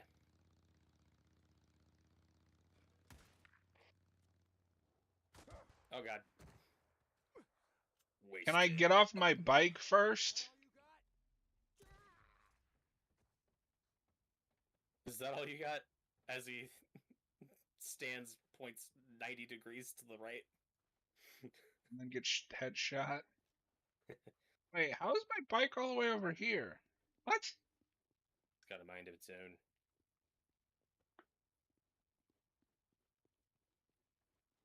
Do you also not become a cheetah person? I mean, that happened to Robert last week. It was very strange. That's true. Speaking of me turning into a cheetah, you think we could wrap it up in like 5 minutes? No. No, just kidding. Okay. Yeah, I'm just gonna go turn this in. I'm bringing my bike in. Ah, Jesus. Oh, Well- God, he's dead. I love He's when you fucking crash and they just like fold. dead.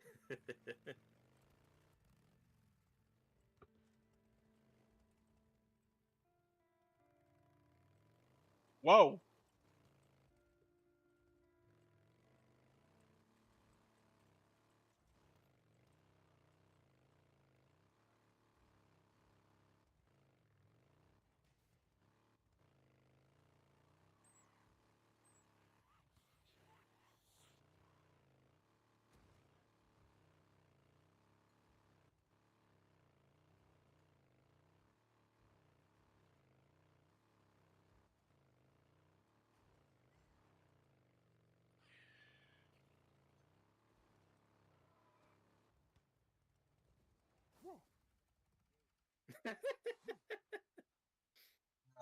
Never gets old.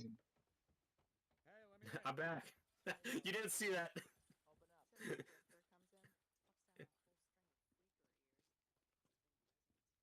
The bike's fine, I promise.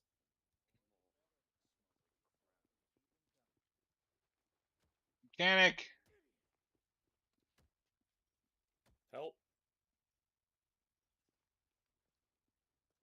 Deacon! Zanny. Bike's looking busted up. See ya. Can I help you?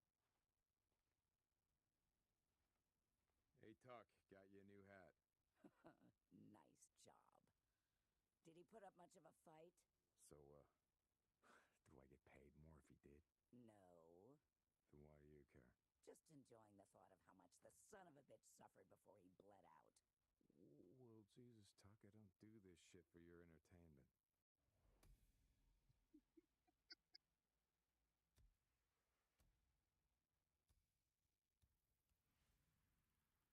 All right, we're gonna go take a nap. I need a nap. Is Wobbit tired? I'm fucking exhausted. But I actually can't because I need to rewatch 28 Days Later first. I believe in you. It's like Boozer says, I hear a bug calling my Yeah, name. really, you're just gonna sleep out in the middle? Yeah. Okay. All right, y'all. That's gonna be it for us. I forgot you have to watch 28 Days Later. That's my bad. So that Robert can watch a good movie, take a nap. Thanks for hanging out, everybody, and we'll be back tomorrow with our double feature of 28 Days and Weeks Later.